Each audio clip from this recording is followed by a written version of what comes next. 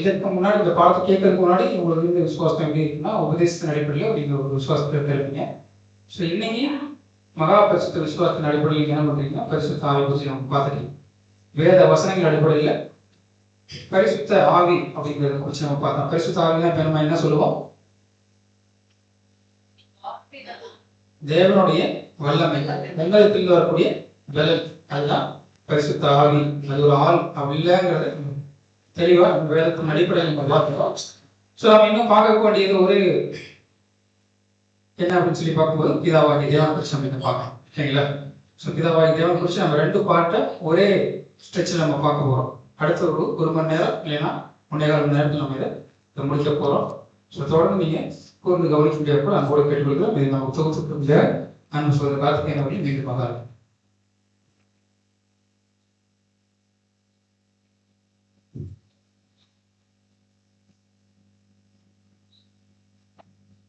கிறிஸ்துவுக்குள் பிரியமான சகோதர சகோதரிகளே, போயிட்டாங்களா?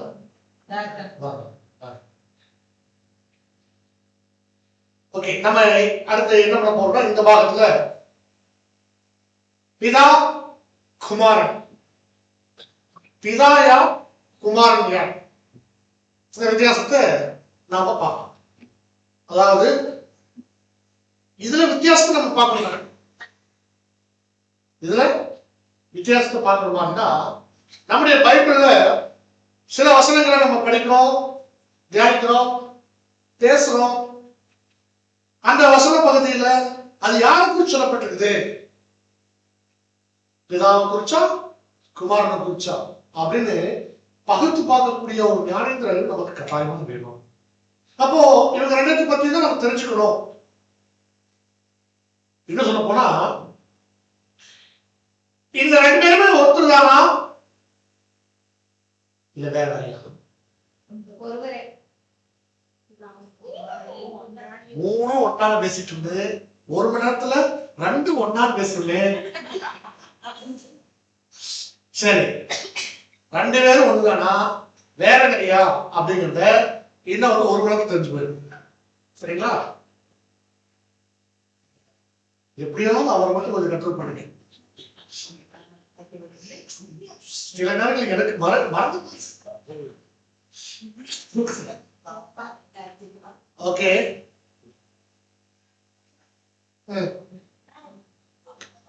சரி,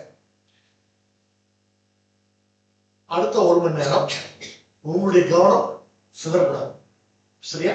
ஃபுல்லா வந்து உங்களுடைய கவனத்தை நீங்க சிந்தனை ஒருமைப்படுத்தி நீங்க கவனிக்கணும். நம்முடைய ஆண்டவர் இயேசு கிறிஸ்து இந்த பூமியில வந்திருக்கும் பொழுது அநேக முறை அவர் தனிச்சு போய் ஜெபம் பண்ணிட்டு இருந்தார். ஆண்டவரே, நீங்க என்ன பண்றீங்க? ஜெபம் பண்றீங்க.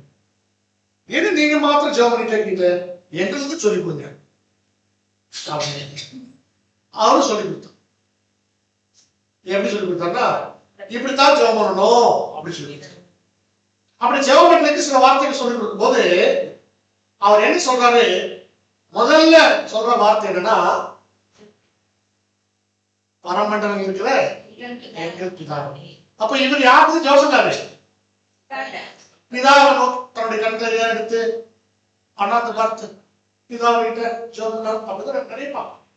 அதே நம்ம சொல்றாரு. எல்லா விஷயங்களும் உங்களுக்கு மனப்பாடமா தெரியும். அதனால நம்ம இதை பத்தி நம்ம குறிப்பிட்டு இல்லை. இப்படிதான் ஜெபம் பண்ணணும் அப்படின்னு சொல்லும்போது நம்ம எங்க சொன்னாலும் முதல்ல வந்து பிதாவை நோக்கி ஜெபம் பண்ணணும் அப்படின்னு சொல்லி. இப்போ நாமளும் இதே மாதிரி ஜெபம் பண்றோமா?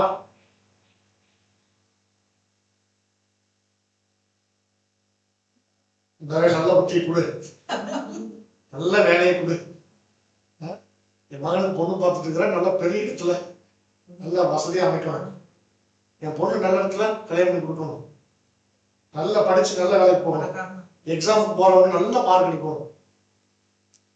ஒரே போதும் அப்படின்ற அளவுக்கு நம்ம வந்து கேட்டு தள்ளிடுறோம்ல. உடம்பு சரியில்லை, நல்லா இருக்கும், நான் நல்லா இருக்கணும், என் குடும்பம் நல்லா இருக்கணும், என் ஜாய் சார் நல்லா இருக்கணும், எல்லாம் ஜெபம் பண்ணிட்டு இருக்கும். கேட்காததுல கேட்க கூடாது எல்லாமே ஜெபம் பண்ணணும். ஜெபம் செஞ்சுட்டு இருக்குது. சரி, அதை சொல்லிக் கொடுப்பாங்க எப்படி ஜெபம் பண்றது. இப்போ இந்த மாதிரி ஜெபம் பண்ணும்போது எல்லாமே வந்து நாம இதே மாதிரி தான் ஆரம்பிக்கிறோம். பரமண்டல பிதாவிப்போ, புத்திகளின் மத்தியில் வாசம் பண்ணக்கூடிய பிதாவிப்போ, இன்னும் ரொம்ப ஆமா பிதாவின்னு சொன்னா ஆரம்பிக்கிறது. ஆமா என்ன பேசிட்டு கடைசியில இருந்து எப்படி நிற்போம்? ஏன் சிஸ்டர் சிரிக்கிறீங்க? ஜெபம் கேட்கும் நிலத்தரை இயேசு கிறிஸ்துவின் மூலம் சரி இப்போ நம்ம ஆமேனா ரைட் ஓகே. அதாவது ஜெபம் வந்து நம்ம யாருக்கு பண்றோம்? எல்லாரும் பண்றோம். கடைசியில வந்து ஜெபத்துல நான் யார் மூலமா கேட்கிறேன்? இயேசுவின் நாமத்தில் கேட்கிறோம் பிதாவே. அப்போ வெரி கிளியர். நம்ம யாருக்கு ஜெபம் பண்றோம்னா இயேசு கிறிஸ்து மூலமா பிதாவுக்கு பண்றோம். அவரை தான் சொல்லி கொடுத்தீங்களா? இடையில ஏசப்பானால வருது, அங்கேயா வருது? இல்ல நான் நம்ம யார்கிட்ட கேட்கிறோம் ஜெபத்துல? பிதாட்ட கேட்கிறோம். ஏசப்பா எனக்கு செய்யுங்க, இதை பண்ணி கொடுங்க. கேட்கிறோமா இல்ல? சரி நாம கேட்கறது கேட்கிறாங்களா? இயேசுவின் மூலம் ஜெபிக்கிறோம் பிதாவேன்னு சொல்லிட்டு இயேசுகிட்டே கேட்டு இயேசுவின் மூலம் ஜெபிக்கிறோம் சொன்னா என்னமோ எங்கேயோ வண்டி ஓடாம ஸ்டக்கா நிக்குது. அதாவது நான் வந்து இப்போ வந்து இவர்கிட்ட ஒரு 100 ரூபாய் கேட்கிறேன், இவர்கிட்ட 100 ரூபாய் கேட்கிறேன். கார்த்திக் விதர் 100 ரூபாய் கொடுங்க, உங்க மூலமா உங்க வீட்டுக்கு கேட்கிறேன் அப்படிங்கிறதுதான் கேள்வி. ஏன்னா புரிதல் சரியா ஒருவேளை அவங்க பண்றதுக்கு நாம தப்பா புரிஞ்சுக்கணுமா, இல்ல நமக்கு அதான் அந்த வெளிப்பாடு வரலையா அப்படிங்கிறதுலாம் இந்த பாகத்துல நம்ம செய்யணும். வசனத்துல பிதா யாரு, குமாரன் யாரு, வேத வசனங்கள் பிதாவை குறிச்சு என்ன சொல்லப்பட்டிருக்குது, குமாரனை குறிச்சு என்ன சொல்லப்பட்டிருக்குங்கிறத நாம தெரிஞ்சு கொள்ளும் போது இந்த குழப்பங்கள் தீரும். நிறைவானது வரும்பொழுது குறைவானது குறைந்து போகும். அன்பான சகோதரர்களே, அப்ப நாம பார்க்கலாம் இந்த வார்த்தைகள் பைபிள்ல சொல்லப்பட்டதை நீங்க கட்டாயம் விசுவாசிப்பீங்கன்னு நான் நம்புறேன். எழுதப்பட்ட எழுத்துக்கள் அது உண்மையுள்ள வார்த்தைகள், அது ஜீவனுள்ள வார்த்தைகள், அது ஒருபோதும் யாரும் மாற்ற முடியாது. சரியா? அப்போ அந்த வேத வசனங்கள் ஒரு விஷயம் சொல்லப்பட்டுச்சுன்னா அதை முழு மனசோட நம்ம ஏற்றுக்கொள்ளணும், அதுக்கு கீழ்ப்படியணும்.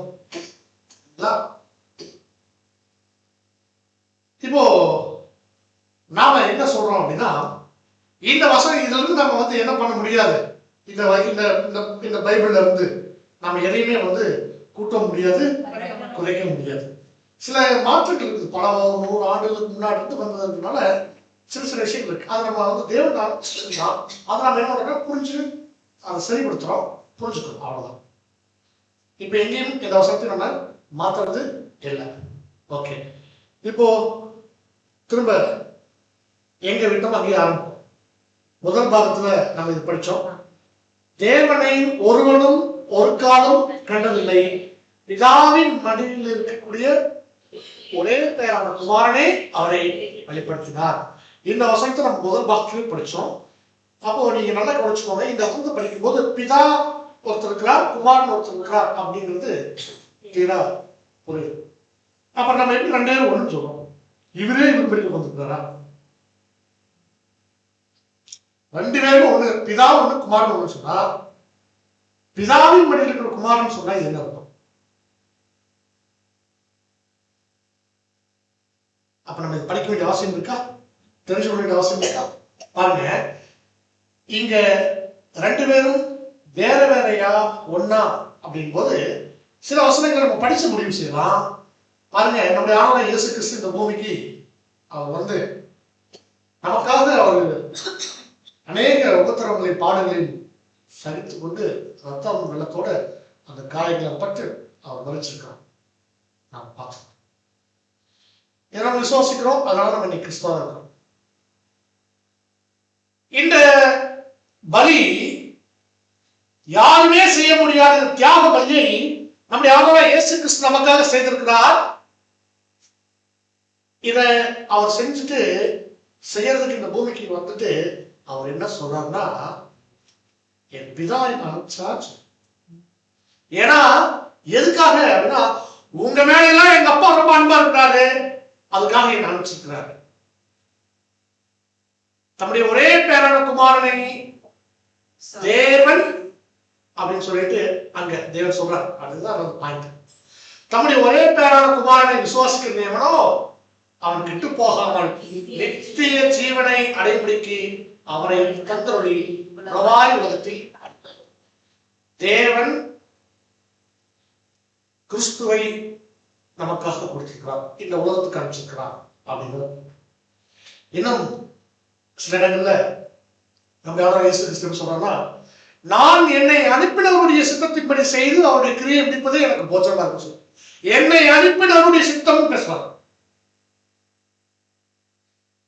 இன்னும் யோவான் 5:30 என்ன சொல்றாருன்னா, நான் சுயமாய் செய்கிறது இல்லை. என்ன சொல்றாரு? நானா செய்ய மாட்டேன், நானா யோசிக்க மாட்டேன், நானா பேச மாட்டேன், நானா இது செய்ய மாட்டேன். சரி, அப்படி எப்படி? என்னை அனுப்பின பிதாவுக்கு சித்தமானதையே நான். இங்கேயும் என்ன சொல்றாரு? என்னை அனுப்பின பிதான் சொல்ற. அடுத்தது யோவான் 6:29 வாசிக்கும் போது, அவர் அனுப்பினவரை நீங்கள் விசுவாசிப்பது தேவனுக்கு ஏற்ற கிரியை. எது தேவனுக்கு ஏற்ற கிரியை அப்படின்னா, நாம இயேசு கிறிஸ்துவை விசுவாசிப்பதே தேவனுக்கு ஏற்ற. அந்த இயேசு கிறிஸ்து யாரு? தேவனால் அனுப்பப்பட்டவர். அடுத்து யோவான் 6:38 என் சித்தத்தின்படி அல்ல, என்னை அனுப்பினருடைய சித்தத்தின்படியே நான் வாழ.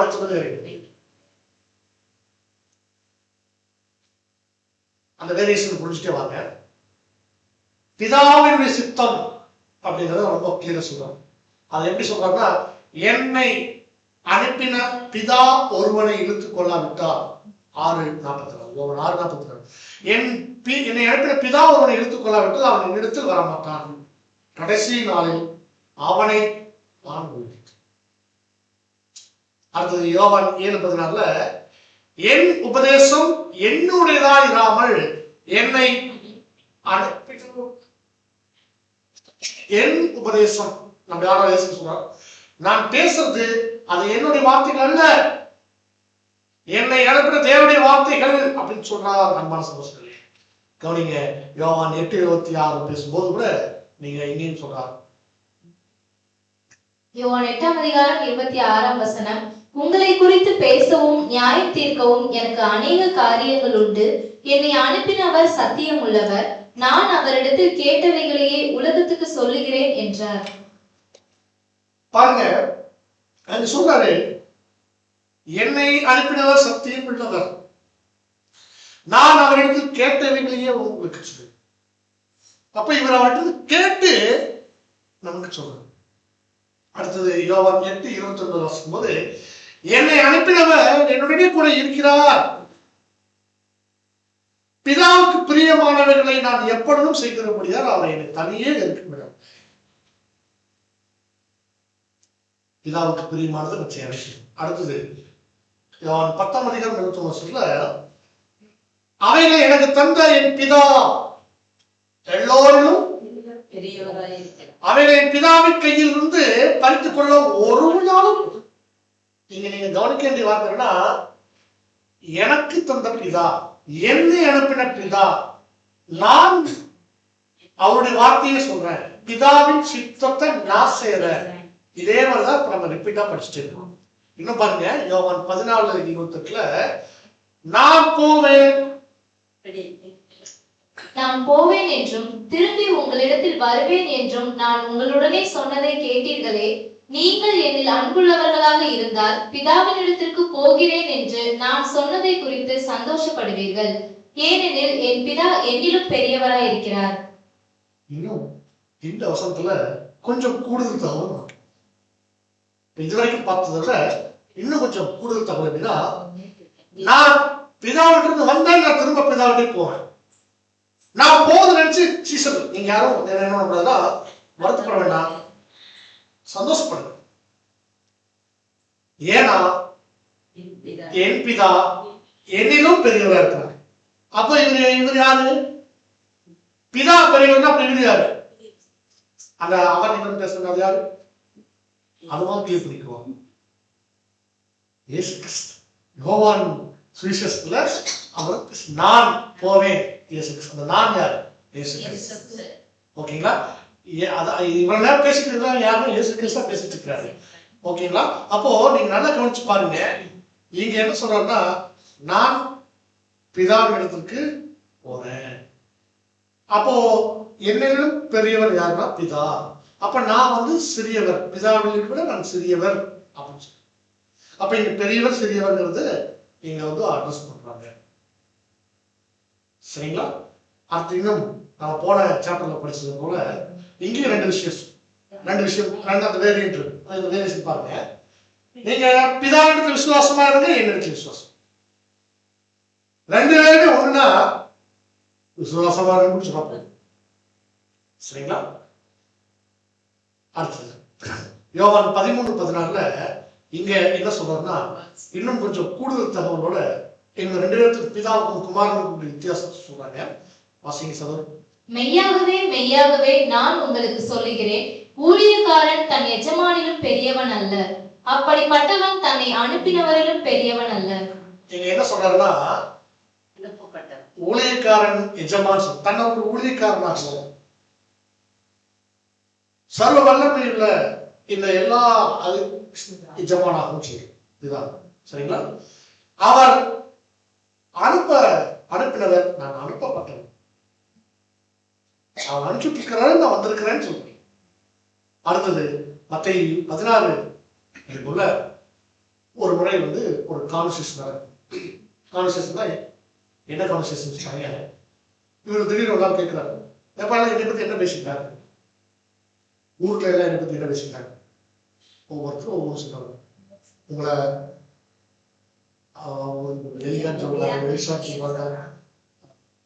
சரி, அவங்க சொல்றது இருக்கட்டும், நீங்க என்ன சொல்றீங்க அப்படின் போது டக்கு கிளியரா, நீ ஜீவனுள்ள தேவனுடைய குமாரனாகி கிறிஸ்துன்னு சொல்ற. தப்பு.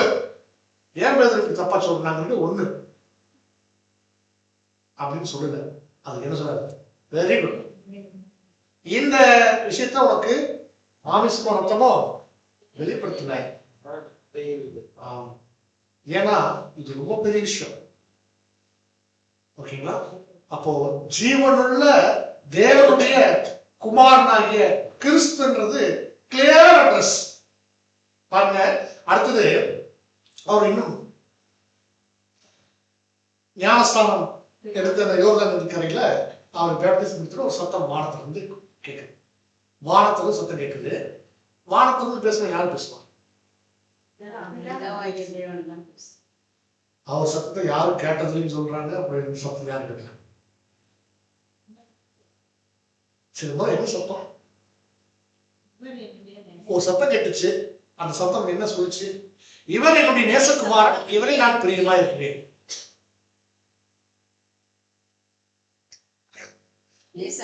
அவர் கேட்டாரு.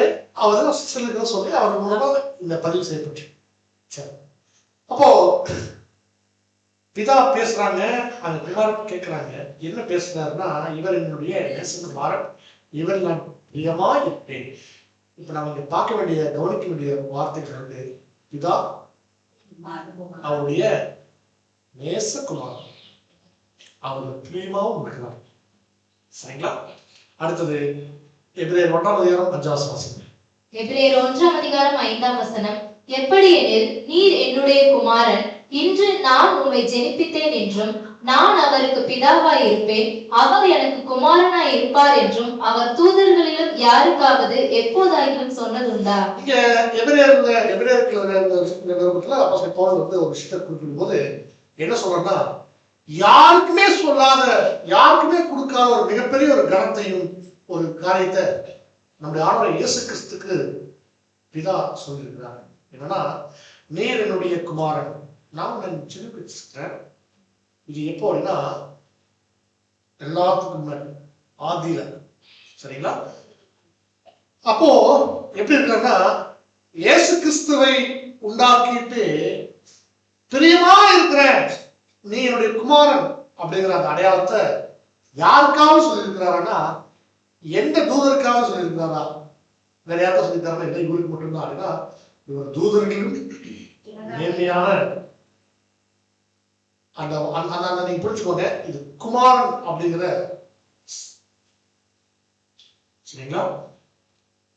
இப்போ நம்ம இது வரைக்கும் நம்ம படிச்ச வசனங்கள், மேற்கோள் காமிச்ச வசனங்களை வச்சு பார்க்கும்போது 2 பேரு, ஒரு பிரியமான அப்பா, ஒரு பிரியமான மகன். கரெக்டா பாருங்க, என் பிதா, நீர் என் மகன் அப்படிங்கிற வார்த்தை. சரிங்களா? இந்த கான்வர்சேஷன் எல்லாம் நீங்க வசனங்கள் மூலமா நீங்க புரிஞ்சுக்க முடியும் நான் நினைக்கிறேன். ஓகேங்களா? இப்போ இந்த புரிதலோட இனி வரக்கூடிய வசனங்கள் நீங்க பாருங்க. அவர் மறிச்சாச்சு, கல்லில் இருந்து உயிர்த்தெழுந்தாச்சு, 3ஆம் நாள்ல அவர் உயிர்த்தெழுவார் அப்படிங்கிற விஷயம் சீஸ்களுக்கு தெரியும். மகதலேனா தான் முதல்ல போறாங்க. மகதலேனா போய் பார்க்கும்போது அந்த கல்லறை ஓபனா இருக்குது. ஐயோ, ஆண்டவர் காணாமே அப்படின்னு பார்க்கும்போது அங்க ஒரு தோட்டக்காரனை போல அங்க இருக்கான். தோட்டக்காரனுடைய உருவத்துல. ஓகேங்களா? இல்ல உயிர்த்தெழுந்து இருக்கிறார். ஓகேங்களா? இவரு பார்த்துட்டு இவரு இயேசு கிறிஸ்துன்றதா அடையாளம் தெரியாம போய் அவர்கிட்டே போய் ஆண்டவர் பார்த்தீங்களான்னு இருக்கிறார். உங்ககிட்டே ஒரு குழப்பத்தை கிட்டணும் அந்த மாதிரி. அப்படி கேட்கும்போது அவரு தெரியல அவனுக்கு அந்த வார்த்தை பேசணுமே சவுண்ட் இது ஆண்டவருடைய வாய்ஸ் போதொரு வாய்ஸ் ஆச்சு. அவருக்கு ஐயோ ரபடி அப்படின்னு சொல்லிட்டு சந்தோஷமே போறாங்க. தொடர்றதுக்கு அப்படி அன்பில் போகும்போது எனக்கு சொல்லாத, நான் இன்னும் என்னுடைய நீ போய் எனக்கு சொல்லு, நான் என்ன பிதா இடத்துக்கு போறதுக்கு முன்னாடி முதல்ல சந்திச்சுதான் போகணும் சொல்லுங்க. சரிங்களா? அப்போ நம்முடைய தேவன், பிதாவாகி தேவன் மேல பரலோகத்தில் இருக்கிறதாகவும் அங்கிருந்து இவர் இறங்கி வந்ததாகவும் திரும்ப ஏறி போகிறதாகவும் தான் வசனங்கள் நமக்கு குறிப்பிட்டு சொல்லப்பட்டிருக்கிறது. சரிங்களா? அதனால வசந்த பரலோகத்துக்கு ஏறினவரும் இறங்கினவரும் மனுஷன் வேற யாரும் இல்லை. சரியா? இப்போ நம்ம சில விஷயங்களை நம்ம புரிஞ்சுக்கலாம். இங்க தேவன் கிறிஸ்து, ஓகேங்களா? இதுல யாரு குமாரன்? குமாரன். கரெக்டா? நாம யாரு?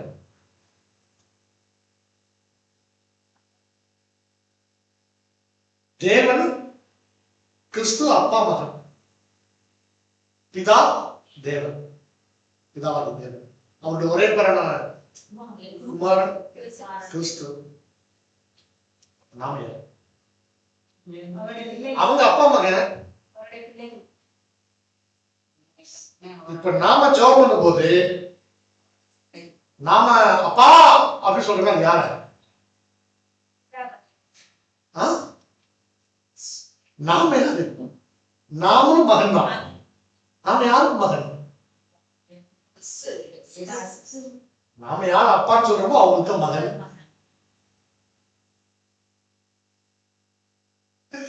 நான் ஏன் இந்த இடத்துல ஒரு பிரேக் விட்டுருக்குன்னு நீங்க யோசிச்சு நீங்களே சொல்லணும். ஏன்னா இது சரியான புரிதல் நீங்க ஒரு விஷயம் சொல்றீங்க. இப்போ நீங்க அப்பான்னு சொல்றீங்க. உங்க வீட்டிலேயே இன்னொருத்தர் அவரையே அப்பான்னு சொன்னாங்கன்னா உங்கள்கிட்ட என்ன ரிலேஷன்? ஒண்ணு நீங்க அண்ணன் தம்பியா இருக்கணும், அக்கா தங்கச்சியா இருக்கணும்.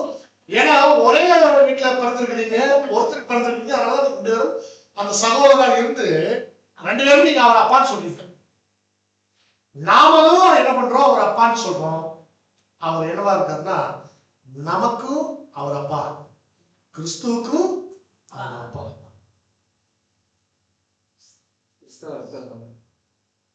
இப்ப நமக்கும் அவர் அப்பா இயேசு கிறிஸ்துக்கு அப்பானா அப்ப கிறிஸ்து நம்ம யாரு? சகோதரன், மூத்த சகோதரன். அவ்வளவுதான். என்னது சகோதரனா? என்னங்க இயேசு கிறிஸ்துவ நமக்கு ஈக்குவலா நீங்க சகோதரன் சொல்றீங்க. சொல்லும் போதே நமக்கு என்னமோ மாறிடுது. நாங்க ஏசப்பான்னு பேசிட்டு இருக்கோம். உங்களுக்கு வேணா சங்கடமா இருக்கும். அவர் அண்ணன் சொல்றது, ஆனா அவருக்கு ஒரு சங்கடம் இல்லையா? எபிரேயர் 2:11 எப்படி எனில் பரிசுத்தம் செய்கிறவரும் பரிசுத்தம் செய்யப்படுகிறவர்களுமாகிய யாவரும் ஒருவராலே உண்டாயிருக்கிறார்கள். இங்க பரிசுத்தம் செய்கிறவர் யார்? பரிசுத்தம் ஆகிறது யாருன்னா, பரிசுத்தம் செய்யறது தேவன். பரிசுத்தம் ஆக வேண்டிய பாவி நாம தான். ஓகேங்களா? சரி, தேவன் ஒருவரால. இப்போ இதை நிமித்தம் சகோதரன் சொல்ல அவங்களுக்கு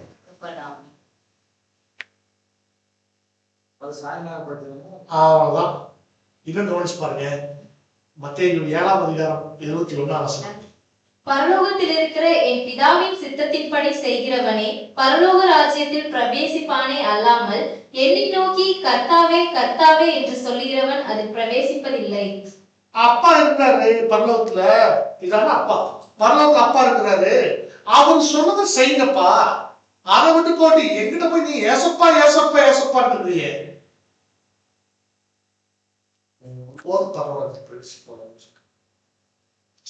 பிதா என்ன சொல்லிருக்கிறாரோ அதை மாதிரி செய்யணும். எங்க சொல்லியிருக்கிறாரு? இந்த பைபிள் சொல்லி, அந்த பைபிள் உங்க கையில தான் இருக்கு. என்ன செய்யணும் என்ன செய்யக்கூடாது பைபிள் இருக்கு. அந்த பைபிள் உங்க கையில் இருக்கு. அதை செய்யுன்னு சொல்ல வந்தவர்கள் யாருன்னா கிறிஸ்து. இத போய் இந்த மக்களுக்கு சொல்லிட்டு வா அனுப்பிச்சதான் பிதா. வந்தவரவே நம்ம அப்பா அப்பா அப்பான்னு கூப்பிட்டு அவர்கிட்ட பேசிட்டு. சரி, இன்னும் முடியல, கௌரவ முடியல. இன்னும் படிங்க. 1 கொரிந்தியர் 8:5 முதல் வானத்திலேயும் பூமியிலேயும் தேவர்கள் எண்ணப்படுகிறவர்கள் உண்டு. இப்படி அநேக தேவர்களும் அநேக கர்த்தாக்களும் உண்டாயிருக்கிறார்கள். என்ன சொல்றாங்க? நிறைய இருக்கு இந்த வானத்துல பூமியில எல்லாத்துலயும் நிறைய தேவர்கள், நிறைய தேவர்கள் இருக்கிறாங்க, நிறைய கர்த்தாக்கள் இருக்கிறாங்க. எல்லா தேவர்களும் தேவர்கள் இல்ல, பிதாவாகி தேவன் ஒருவரே நமக்கு. பிதாவாகிய ஒரே தேவன் நமக்கு உண்டு. அவராலே சகலமும் உண்டாக்கப்பட்டு அவருக்கென்றும் நாமும் உண்டாக்கப்பட்டு. இப்போ பாருங்க, இது ஒரு முதல் பாகம். அப்படி அடுத்த பாகம் அப்படியே அழகா என்ன சொன்னா, கர்த்தராகிய அதாவது இயேசு கிறிஸ்து என்னும் ஒரே கர்த்தர் நமக்கு உண்டு. அவர் மூலமாய் சகலம் உண்டாக்க, அவர் மூலமாய் நாமும். ஆகிலும் இந்த அறிவு எல்லா இடத்துல யாரு? இது அப்படி சொல்லலாமா? சரி, இப்ப பாருங்க, இங்க இந்த வித்தியாசத்தை நம்ம நல்லா புரிஞ்சுக்கணும். இந்த அறிவு இன்னைக்கு தேவன் இந்த அறிவு பாருங்க. அன்பான சகோதரர்களே, இல்ல வித்தியாசத்தை பாருங்க. நீதிமொழிகள் 8:1 ஞானம் கூப்பிடுறதையோ புத்தி சத்தம் எழுது. ஞானம் கூப்பிடுதா புத்தி சத்தம் எழுதா? வாட் இஸ் ஞானம், வாட் இஸ் புத்தி?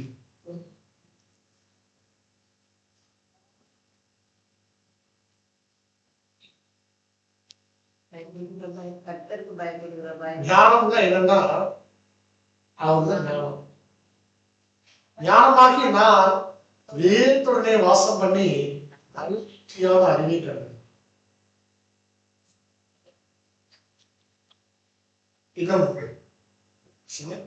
கர்த்தர் தமது கிரியைகளுக்கு முன் பூர்வம் முதல் என்னை தமது வழியின் ஆதியாக கொண்டிருந்தார். நம்முடைய பிதாவாகிய தேவன் நம்முடைய ஆண்டவராகிய இயேசு கிறிஸ்துவை முதல்ல அவர் என்ன பண்றாரு? உண்டாக்குறார். அந்த இயேசு கிறிஸ்துவை கொண்டு எல்லாவற்றையும் உண்டாக்குறாங்க. அப்ப பிதாவாகிய தேவன் இயேசு கிறிஸ்துவை உண்டாக்குறாங்க. அவரோட ஒரே பேரான குமார். ஏன் குமார் பேசுறாங்கன்னா அவர் மூலமா உண்டாக்கிறதுனால அவர் அப்பா. சரிங்களா? சரி. இப்போ நீங்க நல்லா கவனிச்சு பாருங்க. இயேசு கிறிஸ்துவை கொண்டு எல்லா அண்ட சராசரங்களாகட்டும், பூமியில ஒவ்வொரு சிருஷ்டி பின்னால ஒவ்வொன்றும் இதெல்லாம் சரிங்களா? பூமி உண்டாகும் முன்னே ஆதி முதல் கொண்டு மனாதே நான் அபிஷேகம் செய்யப்பட்டேன். பூமியெல்லாம் உண்டாகிறதுக்கு முன்னாடியே நான் எங்க இருக்கிறேன்னா, அப்படி எப்படி சொல்றாருன்னா, ஒரு ஆதியில நான் இருந்தேன்னு சொல்றேன். அந்த ஆதியில இருந்த சொல்லும் போது அவரு நம்முடைய ஆண்டவர் இயேசு கிறிஸ்து அந்த காரியங்களை எப்படி சொல்றாருன்னா, இந்த பர்டிகுலர் இந்த இடத்துல பிதாவும் குமார் தான் வேற யாருமே இல்லைன்றதுதான் அனாதையா இருக்குன்னா வேற யாருமே இல்லை, அவர்தான். சரிங்களா? தொடர்ந்து ஒரு வசனங்கள் வாசிங்க சரி. 24-27 வரைக்கும் வாசிக்கணும். ஆழங்களும் ஜலம் புரண்டு வரும் ஊற்றுகளும் உண்டாகும் முன்னே நான் ஜெனிப்பிக்கப்பட்டேன். மலைகள் நிலை பெறுவதற்கு முன்னும் குன்றுகள் உண்டாவதற்கு முன்னும் அவர் பூமியையும் அதன் வெளிகளையும் பூமியில் உள்ள மண்ணின் திரள்களையும் உண்டாக்கும் முன்னும் நான் ஜனிப்பிக்கப்பட்டேன். அவர் வானங்களை படைக்கையில் நான் அங்கே இருந்தேன். வானங்களை படைக்கையில் நான் அங்கே இருந்தேன். தேவன் உண்டாக்கும் போது அவர் அங்கு இருந்ததாக சொல்றார். இன்னும் வாசிக்க தொடர்ந்து. உயரத்தில் மேகங்களை ஸ்தாபித்து சமுத்திரத்தின் ஊற்றுகளை அடைத்து வைக்கையிலும் சமுத்திர ஜலம் தன் கரையை விட்டு மீறாதபடிக்கு அதற்கு எல்லையை கட்டளையிட்டு பூமியின் அஸ்திபாரங்களை நிலைப்படுத்துகையிலும் நான் அவர் அருகே செல்ல பிள்ளையாய் இருந்தேன். நித்தம் அவருடைய மன மகிழ்ச்சியாய் இருந்தது. எப்பொழுதும் அவர் சமூகத்தில் களி கூர்ந்தேன். தேவ சமூகத்துல இவர் எப்படி இருந்திருக்காருன்னா ரொம்ப சந்தோஷமா அவருடைய மடியில ஒரு செல்ல பிள்ளையா இருந்தது. அப்ப நீங்க நல்லா கவனிக்கணும். நீங்க தேவனுக்கும் கிறிஸ்துவுக்கும் உள்ள வித்தியாசத்தை இந்த வசனங்களை கொண்டு நீங்க கண்டிப்பா புரிஞ்சிருப்பீங்கன்னு நான் சொன்னது எனக்கு சொன்னது பொருத்தமா இருக்கு. அவர் மடியில ஓகேங்களா? நீங்க லிங்க் பண்ணிட்டு இருக்கீங்க, ரொம்ப சந்தோஷம் புரிஞ்சுக்கிறீங்க. இன்னும் நம்ம எதை பார்க்கிறோம், இந்த புத்தி ஞானம் அப்படியே எல்லாமே கிளியரா வந்துட்டு ஞானம் போது நம்ம என்ன பார்த்தோம், அந்த ஞான கண்மலையும் நம்ம பார்த்தோம். அந்த ஞான கண்மலை கிறிஸ்துவே. என்ன சொல்லும் போது பவுல் சில காரியங்களை ரொம்ப டீட்டெயிலா நம்ம சொல்லும்போது, அவரே தேவனால் நமக்கு ஞானமும் நீதியும் பரிசுத்தமும், அந்த அவரே யாருன்னா கிறிஸ்து. கிறிஸ்து யாருனால் நமக்கு மீட்பார்னா தேவனால அப்படிங்கிறது. சரிங்களா? கிறிஸ்து இங்க மரிச்சாரு, அடக்கம் பண்ணப்பட்டாரு, 3ஆம் நாள்ல உயிர்த்தெழுந்தாரு. எல்லாரும் விசுவாசிக்கிறீங்களா? சரி. இப்போ கிறிஸ்து 3 நாள் மரிச்சு அடக்கம் பண்ணிட்டாங்கன்னா, ஒருவேளை இயேசு கிறிஸ்து தான் கடவுள் அப்படின்னு நம்ம ஒருவேளை ஒரு விசுவாசம் இருந்தோம்னா, கடவுளை கொண்டு போஸ்டாங்க. அப்படி பூமிக்கு கடவுள் இல்லையா?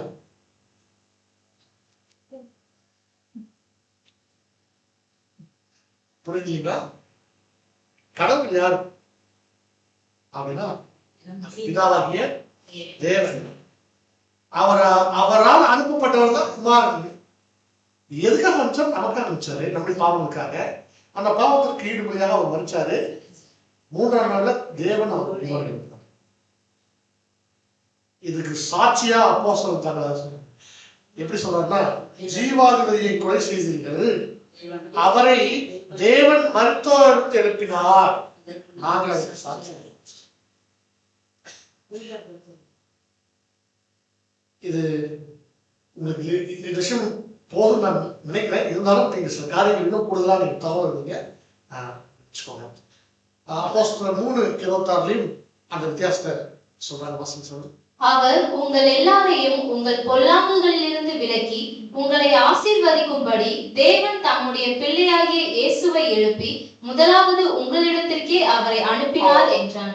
அப்போ தேவன் அவருடைய பிள்ளை எங்க அனுப்புறாருன்னா இஸ்ரவேல் ஜனத்தில அனுப்பிச்சார்.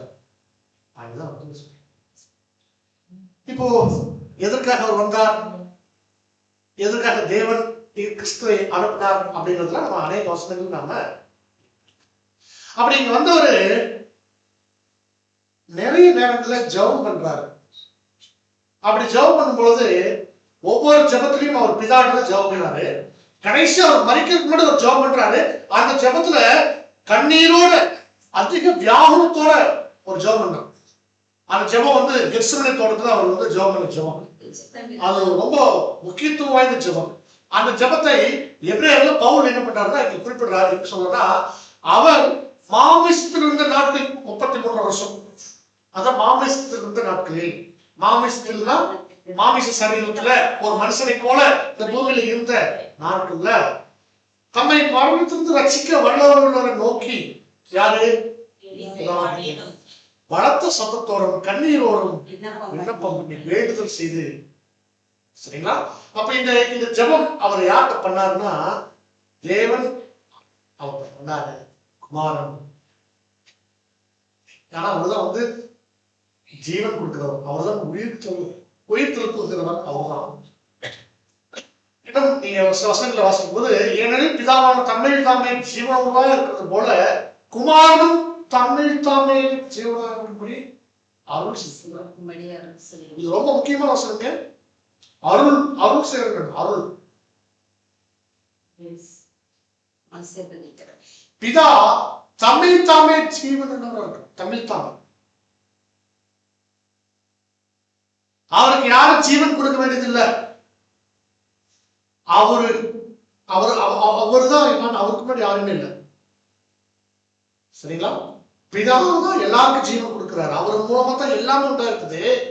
அவர் தம்மில் தாமே ஜீவன் உணர்ந்தோம்னா அவர் தான் தோன்றி. அதெல்லாம் நீங்க வந்து நம்ம யோசிச்சு பார்க்க நம்முடைய கற்பனை கெட்டாத ஒரு தேவத்துவத்தில் இருக்கிறார். பவுல் சொல்லும்போது ஒரு இடத்துல எப்படி சொல்றோம்னா, எப்படி இதெல்லாம் நடக்குது யோசிச்சு பார்க்கிறோம். நம்ம யோசிச்சு நம்ம அசைக்காத விஷயங்கள் எல்லாம் நம்ம அப்படி விட்டுறணும். ஏன்னா அந்த தேவத்துவம் அப்படி. சரிங்களா? அப்போ அவர் வந்து அவர் எப்படி இருக்காருன்னா தேவன், அவர் வந்து அவர் தான் ஆதி இல்லை, அவர் இருக்கார் அப்படியே. அதே மாதிரியான ஜீவனை யாருக்கும் கொடுத்திருக்காருன்னா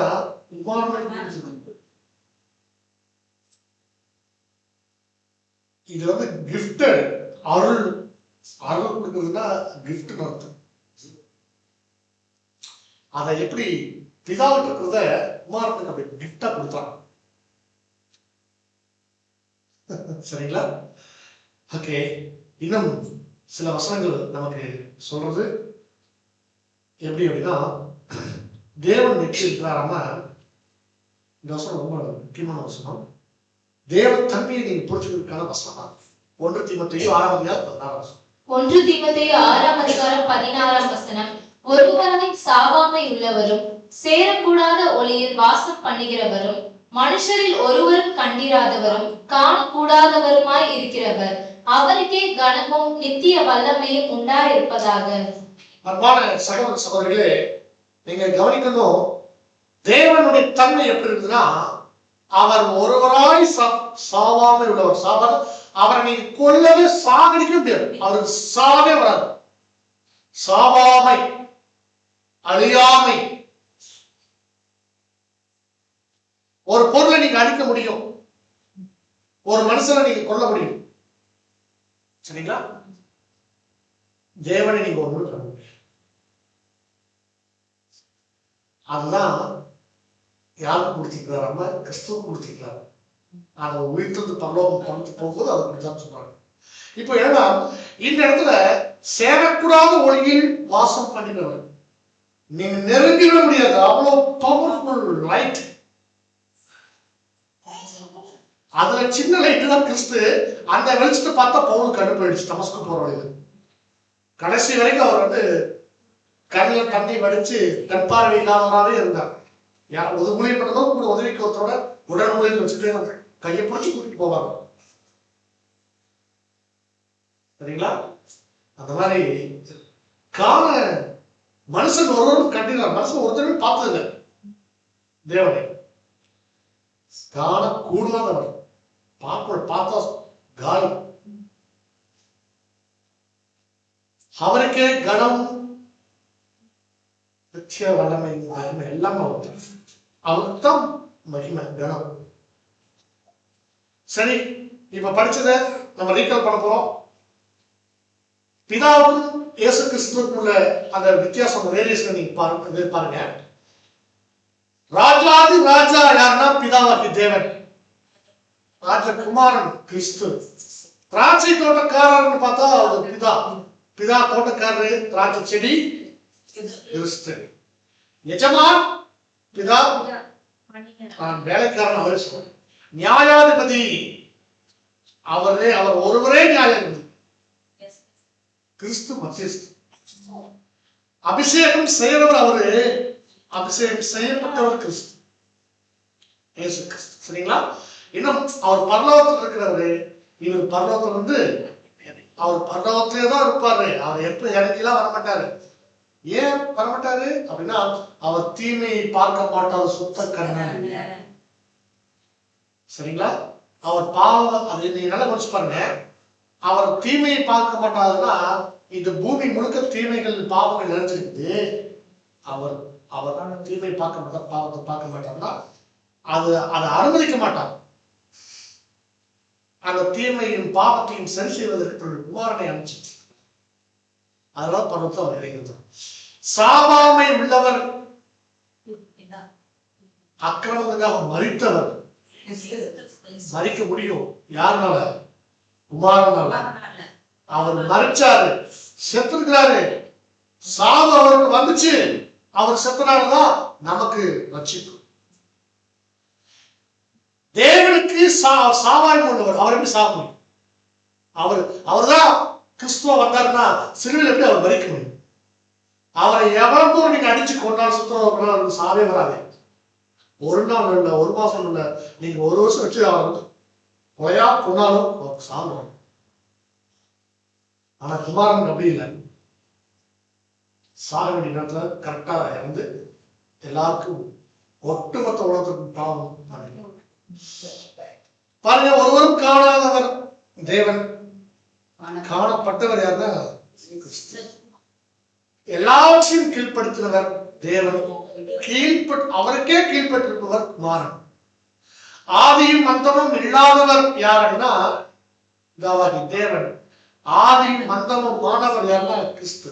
கிறிஸ்துக்கு ஒரு ஆரம்பம் இருக்குது, அதான் நம்ம பேசுவோம் இல்லையா? ரைட். அடுத்தது ஒப்புமை இல்லாதவர். அவரை நீங்க எதோட கம்பேர் பண்ண முடியாது தேவனை. ஆனா இவரை நீங்க பிரதான தூதனா நம்ம பார்க்கிறோம். அவர் அனுப்புகிறவர், இன்னும் பாருங்க, அவர் உயிரோடு எழுப்புகிறவர், இங்கு எழுப்பப்பட்டவர்.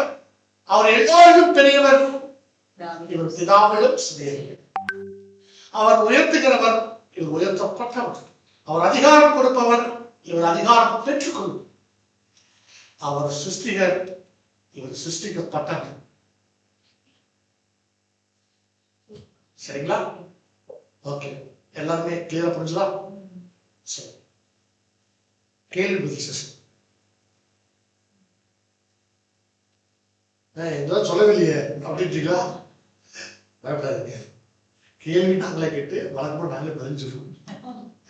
கேள்வி ஒண்ணு, ஃபர்ஸ்ட் கேள்வி என்னன்னா, இதான் கேள்வி.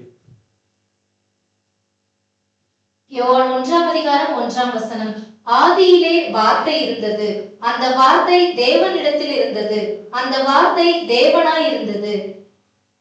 இந்த வசனத்தை படிக்கும் போது இந்த வசனம் தான், அவர்தாங்க தேவன், அவர்தான் வந்தாரு அப்படின்னு சொல்லி எல்லாம் ரெண்டு பேரும் ஒண்ணுதான் அப்படிங்கிறதுக்கு இந்த வசனத்தெல்லாம் வந்து இப்போ பாருங்க. ஆதியிலே வார்த்தை இருந்தது, அந்த வார்த்தை தேவனிடத்தில் இருந்தது, அந்த வார்த்தை தேவனாய் இருந்தது. ஓகே, இதுக்கு என்ன விளக்கம்? விளக்கம் ஒன்னே ஒண்ணுதான். இந்த வார்த்தை யார்? வார்த்தையானவர் மாமிசமானார் அப்படின்னு சொல்லிட்டு, அப்ப வார்த்தைகள் குமாரன் தான். தான். அப்போ நம்முடைய ஆண்டவர் இயேசு கிறிஸ்து ஆதியிலே அப்படின்னா எந்த ஆதி? எல்லாம் உலக தோற்றத்துக்கு முன்னாடி ஒரு ஆதி. நான் ஆதியிலே அனாதியாய் சிருஷ்டிக்கப்பட்டதா அந்த ஆதியில வார்த்தை தேவனிடத்தில் இருந்துச்சு. எப்படி? செல்ல பிள்ளையாக அவருடைய மடியில இருந்துச்சு. ஓகேங்களா? அந்த வார்த்தை இப்போ அந்த வார்த்தை இயேசு கிறிஸ்து இப்போ தேவனாயினா தேவனுடைய பிரதிநிதியாக தேவன் கொடுத்த வேலையை செய்யக்கூடிய ஒரு ஊழியக்காரனாக இந்த பூமியில தேவனுடைய ரெப்ரசன்டேட்டிவாக இருக்கு. இத திருமொழியில நம்ம வாசிக்கும் போது என்ன சொல்றோம்னா அவர் கடவுளாயும் இருந்ததுன்னு சொல்லப்பட்டிருக்காங்க. கடவுளோடு இருந்தது, இப்ப கடவுளாயும் இருக்குது அப்படின்னா அதுக்கு என்ன இது என்ன டிரான்ஸ்லேஷன் சொல்றோம்? அதுக்கு அவங்க அழகாக ஒரு ஃபுட்நோட் கொடுத்துருக்காங்க. ஃபுட்நோட்னா அந்த பக்கத்துல சில முக்கியமான குறிப்புகள் கொடுப்பாங்க. அந்த குறிப்புல என்ன சொல்றேன்னா, அவ்வாக்கு கடவுளாயும் இருந்தது என்னும் சொற்றொடர் அவ்வாக்கு கடவுள் தன்மை கொண்டிருந்தது அப்படின்னா என்னதான் மொழிபெயர்த்திருக்கணும் அப்படின்னா அவர் தேவனா இல்ல, தேவ தன்மையில் இருந்தார். அன்பான சகோதர சகோதரிகளே, இப்போ என்ன விஷயம்னா தேவன் ஒரு வேலையை இந்த பூமியில செய்யணும். அவருக்கு இருக்கக்கூடிய ஒரே வேலைன்னா பாவம் இந்த பூமியில சாத்தான் மூலமாக பாவம் உண்டாச்சு. இந்த பாவத்தின் மூலமா எல்லாரும் மறிச்சிட்டு இருக்காங்க. ஏன்னா பாவத்தின் சம்பளம் மரணம். இப்ப இந்த மரணத்திலிருந்து எல்லாரும் ரட்சிக்கிறதுக்காக கிறிஸ்துவை இந்த பூமிக்கு அனுப்புறாங்க. கரெக்டா? ஓகே. நீங்க நல்ல நலன் சப்ஜெக்ட்ல கேட்டீங்களா? பாவத்தின் சம்பளம் நரகமா மரணமா? மரணம். ஆனா இதுக்கு முன்னாடி என்ன சொல்லி வச்சிருந்தாங்க? பாவத்துக்கு நரகம் இல்ல, வசனம் சொல்றது கீழா பாவத்தின் சம்பளம் மரணம். இப்ப எல்லாரும் மறைச்சிட்டு இருக்கிறாங்க. அப்ப மரணம் தீர்வாகாது, இது முடிவல்ல. தேவன் அவருடைய தெய்வீக திட்டத்துல உயிர்த்தெழுதல் அப்படின்னு ஒரு ரட்சிப்பு வச்சிருக்கிறார். எல்லாருக்கும் பாவத்திலிருந்து அவங்களுக்கு மன்னிப்பு கொடுத்து அவங்க ரட்சி பாவத்திலிருந்து ரட்சிக்கிறது என்னன்னா பாவம் செய்யாம அவங்க மனம் திரும்ப வைக்கிறது. நீங்க என்ன வேணாலும் தப்பு பண்ண நிக்கிறது அர்த்தம் இல்லை. சரிங்களா? அந்த வேலையை செய்யறது யாருன்னா அப்படி ஆண்டவர் இயேசு கிறிஸ்து. அப்போ தேவன் அவர் அனுப்பிச்சது அவருடைய சித்தத்தை செய்யறதுக்கு. அப்ப அவருடைய சித்தம் என்ன? எது? பிதாவின் சித்தம். அவ்வளவுதான். வசக்தி நாம எல்லாரும் அதுவே பிதாவின் சித்தம். நாம பரிசுத்தம் உள்ளவர்கள் ஆக வேண்டும் என்பது பிதாவின் சித்தமா இருக்கு. அப்ப அந்த வேலையை செய்யறார். என்ன செய்யறா? பிதாவுடைய ரெப்ரசன்டேட்டிவ் செய்யறார். அதனால என்னை கண்டவன் பிதாவை கண்டான் சொன்னீங்க. சரிங்களா? ஐயா உங்க வீட்டுக்கு ஒருத்தர் கல்யாணம் பத்தி கொடுக்க போறாங்க. சரிங்களா? இப்போ அந்த முகூர்த்தத்தில் 2-3 கல்யாணம் ஆகி போச்சு. யாராவது நம்ம சார்பு போகணுமே அப்படின்ட்டு நம்ம பையனை, தம்பி நீ என்ன பண்ண, காலேஜ் போற வழியில் அப்படி போயிட்டு மேரேஜ் அப்படி சாப்பிட்டு அப்படி முடிக்க கொடுத்துட்டு அந்த மேரேஜுக்கு உங்க சார்பா யார் போனா? மகன் போனாங்க. சரிங்களா? அப்போ அவர் போறாருன்னா உங்களுக்கு சன் அனுப்பிச்சுட்டு இருக்கீங்க. அப்ப அந்த மேரேஜுக்கு நீங்க போனதா தான் அந்த கன்செப்ட். உங்க சார்பா அந்த ஒரு போயாச்சு. நீங்க போய் செய்யற வேலை தான் அவர் செய்யறாரு. இப்போ ஏன் அவரால் போக முடியாது? பிதாவின் பூமி வர முடியாது. உதாரணம் ஏன் அப்படின்னா அவர் தீமை இருக்கிறதுல அவருடைய நீதி அதுக்கு இடம் கொடுக்க. அப்போ அந்த மனுஷ சாயலாக அவரை உருவெடுத்து அது செய்யலாம். இப்ப இவ்வளவு வசனங்களை நம்ம இப்படி நம்ம இன்னும் காரியங்கள் நம்ம பார்க்க வேண்டியது. எப்படி பார்க்கறோம்னா பாருங்க, யாத்ராகமத்துல மோசே மோசேட்ட கூப்பிட்டு தேவன் ஒரு வேலை கொடுத்தார். நீ போய் பார்வோன்ட்ட பேசு அப்படின்னா பார்வோன்ட்ட பேசுறதுக்கு இவர் என்ன சொல்றோம்னா எனக்கு என்ன ஆமா அப்போ பேசு அப்படின்னு சொல்லும்போது நான் ஆர்வனை கூட அனுப்புறேன்ப்பா, ஆர்வனை கூட்டிட்டு போ, ஆர்வம் உனக்கு என்னவா இருப்பான்? வாயன். இப்ப நீ என்ன உனக்கு அவனுக்கு அப்ப மோசே தேவன் சொல்றதா? பூமியில இந்த பூமியில அநேக தேவர்களும் அநேக கர்த்தாக்களும் இருக்கிறாங்க. ஆனாலும் தேவன் ஒருவரே. நீங்க மோசேவே தேவன் சொல்லியிருக்கிறார். யாருக்கு தேவன்? ஆரோனுக்கு. அப்ப இங்க தேவன் சொன்ன மீனிங்னா அவருடைய கண்ட்ரோல் அவர் இருப்பார். ஆரோன் வந்து அவரால் இஷ்டத்துக்கு பேசிருக்க கூடாது. பார்வன் பார்த்தோன்னே மோசம்ல அவர் பாட்டு கதை பிள்ளை பண்றீங்க ஜனம் அப்படிலாம் அவர் பேசக்கூடாது. அந்த மோசம் என்ன சொன்னாரோ அதை பேசுறாங்க. அதனாலதான் இயேசு கிறிஸ்து பூமிக்கு இருக்கும்போது நான் சுயமா ஒன்றும் செய்யறதில்ல, என் பிதா என்னை அனுப்பின பிதா அவருடைய சித்தத்தை தான் நான் செய்வேன். அவர் என்ன பேச சொல்றாரோ அதை பேசுறேன். வித்தியாசம் உங்களுக்கு புரியுதுக்காக இந்த உதாரணம் சொன்னேன். பைபிள் சரிங்களா?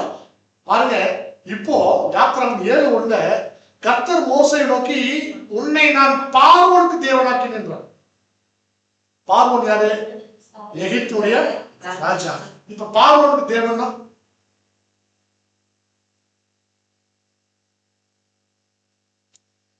பார்வோன். நீ பார்வோன் பார்த்து பயப்படாத, நீ பார்வோனே உன் கண்ட்ரோல் தான் இருக்கிறான். பார்வோனை உனக்கு நான் கீழ்படுத்திட்டேன்னு சொல்றேன். சரிங்களா? பார்வோன் போய் தைரியமா பேசு. பார்வோன் யாரு? உனக்கு கீழே வச்சிருக்கிறேன், நீ பார்வோனுக்கு தேவன். அப்போ இந்த இடத்துல பைபிள் நிறைய இடத்துல தேவன் தேவர்கள் அப்படின்லாம் வருதுன்னா எல்லாருமே கடவுள் இல்லை, நம்ம அதை புரிஞ்சுக்கணும். அப்போ என்ன சொல்லப்பட்டிருக்குன்னா என்ன சொல்லப்பட்டிருக்குன்னா எங்க எல்லா பக்கம் தேவன் தேவன் வந்தாலும் தேவனும் வந்தாலும் சரிங்களா, தேவன் உண்மையான தேவன் யாருன்னா பிதா ஒருவர் தான் தேவன் சொல்லி கிளியரா சொல்லிருக்கு. நீங்களும் தேவன் தெரியுங்களா? நம்ம எல்லாரும் தேவன் தெரியுமா? இனிய புதுசா இருந்தீங்களா? சங்கீதம் 82:6 நீங்கள் தேவர்கள் என்றும் நீங்கள் எல்லாரும் உன்னதமானவரின் மக்கள் என்றும் நான் சொல்லி இருந்தேன். நம்மள யாரு? ஐயோ,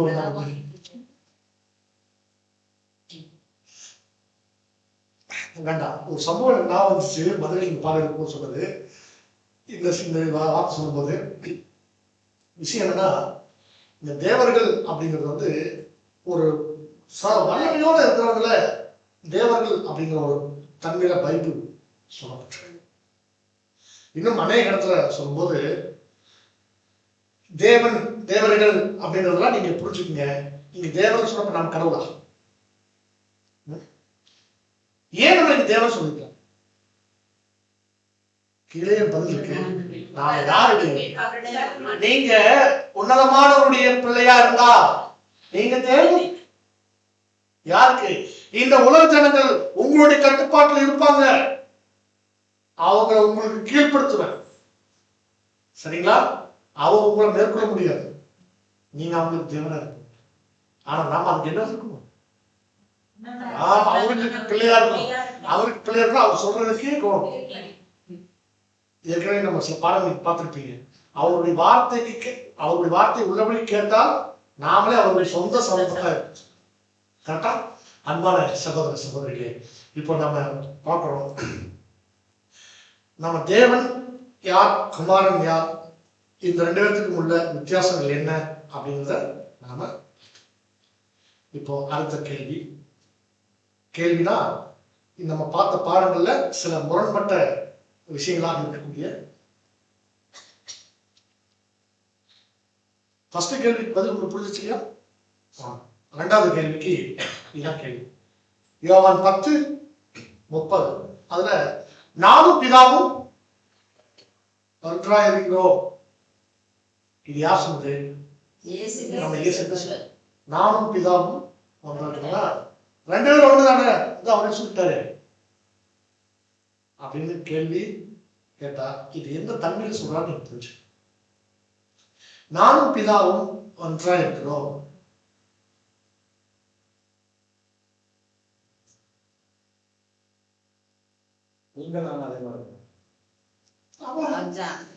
சிந்தனையில செயல்ல நாங்க ரெண்டு பேரும் எப்படி இருக்கோம்? ஒன்னா. அப்போ ரெண்டு பேரும் ஒருத்தர் தான் அப்படிங்கிற அர்த்தத்துல இது பேசல. இது உங்களுக்கே நல்லா புரியுது இல்லையா? இது வந்து என்ன வேண்டாம், கஷ்டப்பட்டு விளக்க வேண்டியதில்லை. நானும் பிதாவும் ஒன்றா இருக்கிறோம்னா, ஒற்றுமையா இருக்கிறோம்னா ஒரே சிந்தை. அவங்களுக்கு ஒரே சிந்தைன்னா இந்த பூமிக்கு ரட்சிப்பு கொடுக்கணும் சிந்தை. சாத்தானுக்கு கீழ்பட்டிருக்கக்கூடிய இந்த ஜனங்களை அங்கிருந்து ஒரு விடுதலையாக்கி அவங்களை பாவத்திலிருந்து விடுதலையாக்குறதா ஒரே சிந்தை. இந்த ரெண்டு விஷயத்துல ரெண்டு பேரும் ஒன்னா இருக்காங்க. அப்பாவும் மகனும் ஒன்னா இருக்காங்க. சரிங்களா? சரி, இதை புரிஞ்சுக்கிற மாதிரி இப்ப இன்னும் என்ன சொல்றாருன்னா, அவர் கடைசியா ஒரு ஜெபம் பண்றார். மறிக்கிறதுக்கு முன்பாக சீசனோடு இருந்து ஒரு ஜெபம் பண்ணும்போது, அவர்கள் எல்லோரும் ஒன்றாக இருக்கவும், பிதாவே நீர் என்னை அனுப்பினதை உலகம் விசுவாசிக்கிறதுக்காக நீர் என்னிலேயும் நான் உண்மையிலேயும் இருக்கிறதை போல அவர்கள் எல்லோரும் தம்மில் ஒன்றாக இருக்க வேண்டும்.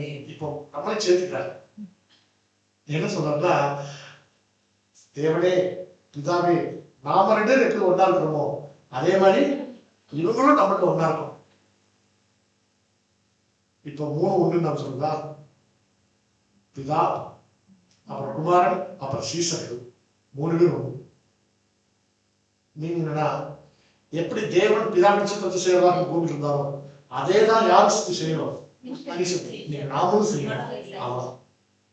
இதுதான் அவருடைய சிந்தனை. நீங்க எனக்கு கொடுத்ததை நான் இவங்களுக்கு கொடுத்துட்டு நான் வரலன்னு சொல்றாரு. ஓகேங்களா? ஒருமைப்பாட்டில் தேவையாக இருக்கணும். ஒற்றுமை பத்தி பேசிட்டு இருந்தா பிதாவும் நானும் ஒன்றா இருக்கணும். இந்த கேள்வி கிளியரா? ரைட். அடுத்து 3வது. இப்ப மாட்டினீங்க. 1 யோவான் 5ஆம் அதிகாரம் 7-8. பரலோகத்தில் சாட்சியிடுகிறவர்கள் 3, பிதா, வார்த்தை, பரிசுத்த ஆவி என்பவர்களே. இம்மூவரும் ஒன்றாய் இருக்கிறார்கள். பூலோகத்திலே சாட்சியிடுகிறவைகள் 3, ஆவி, ஜலம், ரத்தம் என்பவைகளே. இம்மூன்றும் ஒருமைப்பட்டிருக்கிறது. இந்த வசனத்தை காமிச்சு ஏன்னா இதுல 3 ஒண்ணுன்னு போட்டுருக்குதே. இப்ப இதுக்கு நான் பதில் சொல்ல போறேன். 3வது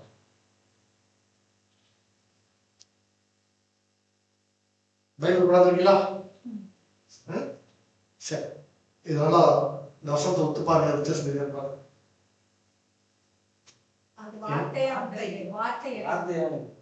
அவ்வளவுதான் தெரியுதா? வேற ஒத்து பாருங்களா?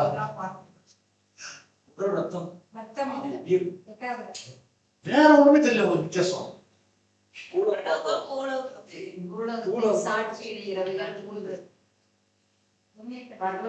சரி பாருங்க, இன்னும் 4 வார்த்தைக்கு அது சொல்லிடுங்க.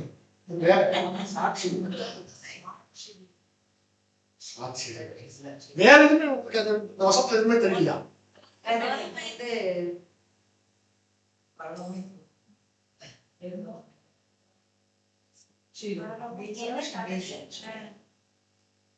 டீ போட்டுருமா?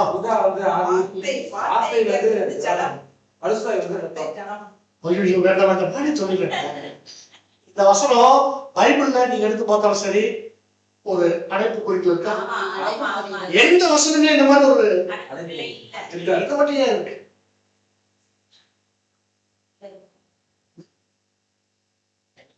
இத தெரிஞ்சுக்கணும்னா எந்த வசனமே அடைப்பு குறிக்கல இல்ல, இது மட்டும் ஏன் இருக்குன்னா இது சேர்க்கப்பட்ட வசனம். சரியா? எது வரைக்கும் இல்லைன்னா இந்த பிராக்கெட் போட்ட வார்த்தைகள் இல்லை, ஒரிஜினல் மேன்ஸ்கிரிப்ட்ல இல்லை. ஃபுட் நோட்ல கொடுத்துருக்காங்க. கிபி 1523ல இந்த டெக்ஸ்ட் இன்சர்ட் பண்ணுச்சு, அப்படின்னா சேர்க்கப்பட்டுச்சு. புரியுதுங்களா? இந்த வசனத்தை திருத்துவவாதிகள் இதை என்ன பண்றாங்கன்னா பைபிள் இதை பத்தி எங்கேயுமே ப்ரூஃப் இல்லைன்னு சொல்லிட்டு உள்ள இன்சர்ட் பண்ணிருக்காங்க. சரியா? ஓகே. ஏங்க சேர்க்கப்பட்டதை தெரிஞ்சுச்சுன்னா எடுத்துலாம அந்த இதை நமக்கு இல்லை. நம்ம என்ன ஒரு பைபிள் சொசைட்டில நம்ம நடக்கல, அவ்வளவுதான். ஓகே சரி, அடுத்த கேள்வி போலாம். கேள்வி 4 வாசிங்க. யோவான் 14ஆம் அதிகாரம் 9ஆம் வசனம். அதற்கு இயேசு, பிலிப்புவே, இவ்வளவு காலம் நான் உங்களுடனே கூட இருந்தும் நீ என்னை அறியவில்லையா? என்னை கண்டவன் பிதாவை கண்டான். அப்படி இருக்க பிதாவை எங்களுக்கு காண்பீன் என்று நீ எப்படி சொல்லுகிறாய்? கேள்வி என்னன்னா, என்னை கண்டவன் பிதாவை கண்டான்னு சொல்லியிருக்கிறாரு. அப்ப பிதாவும் கிறிஸ்து ஒன்னாதான் இருக்கணும் அப்படிங்கிறது கேள்வி. ஆக்சுவலா நம்ம கேள்வி விளக்கம் பார்த்திருந்தாலும் திரும்ப ஒரு முறை என்னன்னா, பிதாவை ஒருவரும் ஒரு காலம் கண்டதில்லை. யாருதான் அவரை வெளிப்படுத்தினா? இப்போ தேவனுடைய சார்பாக அவர் பூமியில வந்திருக்கிறார். அதுக்காக தேவனால அனுப்பப்பட்டவர்னால நீங்க என்ன பார்த்தீங்கன்னா யாரை பார்த்த மாதிரினா சரிங்களா? இப்போ இவரை குறிச்சு எப்படி சொல்லப்பட்டிருக்குது அப்படின்னா, அவர் அதிர்ஷ்டமான தேவனுடைய தற்ஸ்வரூபம். அவர் யாரா? கிறிஸ்து. கிறிஸ்து அதர்சனமான தரிசனம். அதர்சனம் வித்தியாசம் இருக்கா? தரிசனம் என்ன? பார்ப்பது. அதர்சனம் என்ன? சுத்தம் அசுத்தம். அதே மாதிரி தரிசனம் அதர்சனம்.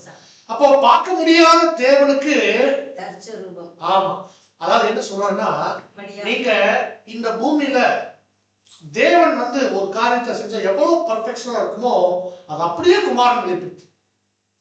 நீங்க பார்க்க முடியாத தேவனை யார்கிட்ட நீங்க பாக்குறீங்க? அந்த கிறிஸ்து யாருன்னா சர்வ சிருஷ்டிக்கும் முந்தின பெருமானவர். பாருங்க, நான் பிதாவிலும் பிதா என்னிலும் இருக்கிறதை அவ்வளவுதான். அவருடைய கிரியை அவர் செஞ்சல நற்கிரியை. என்ன நற்கிரியை? என் பிதா பூர்ண சர்க்குணரா இருக்கிறது போல நீங்கள் எல்லாரும் நானும் சொல்றீங்களா? அடுத்த 5வது கேள்வி. இன்னும் எத்தனை கேள்வி முடிச்சு ஓகேங்களா?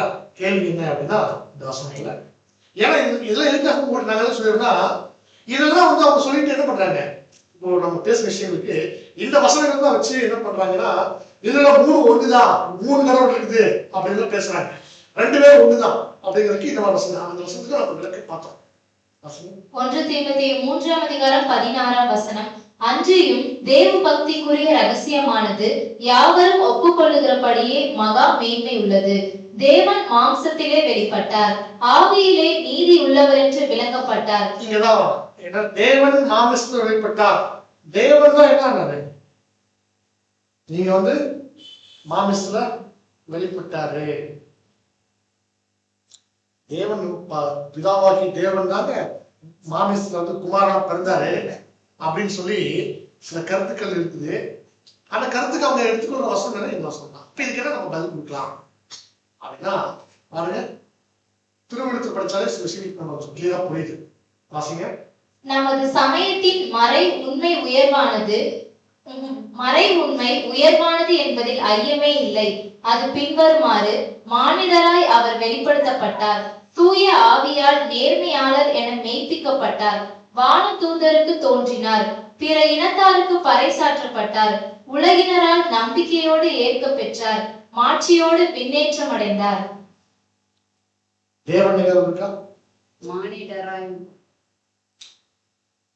தேவன் மாமிசத்துல வெளிப்பட்டார் அப்படிங்கிறது ஆக்சுவலா வந்து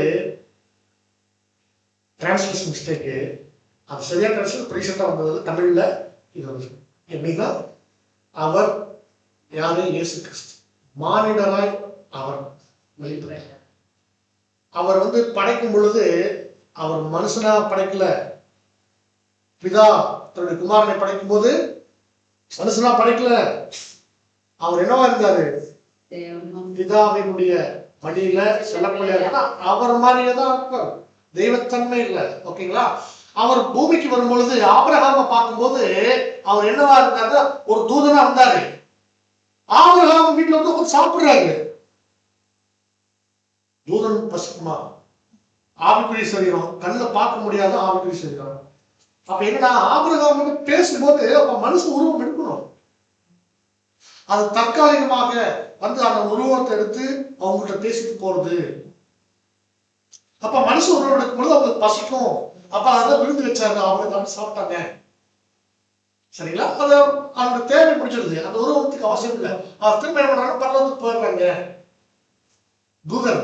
தூதனா போயாச்சு. இப்போ நீங்க நல்லா கவனிச்சு பாருங்க அன்பான சகோதரர்களே. ஆனா இந்த பூமியில அவர் பிறக்கணும், அது தனியா நடக்குது. அதான் மரியாதை வெற்றி. சரியா?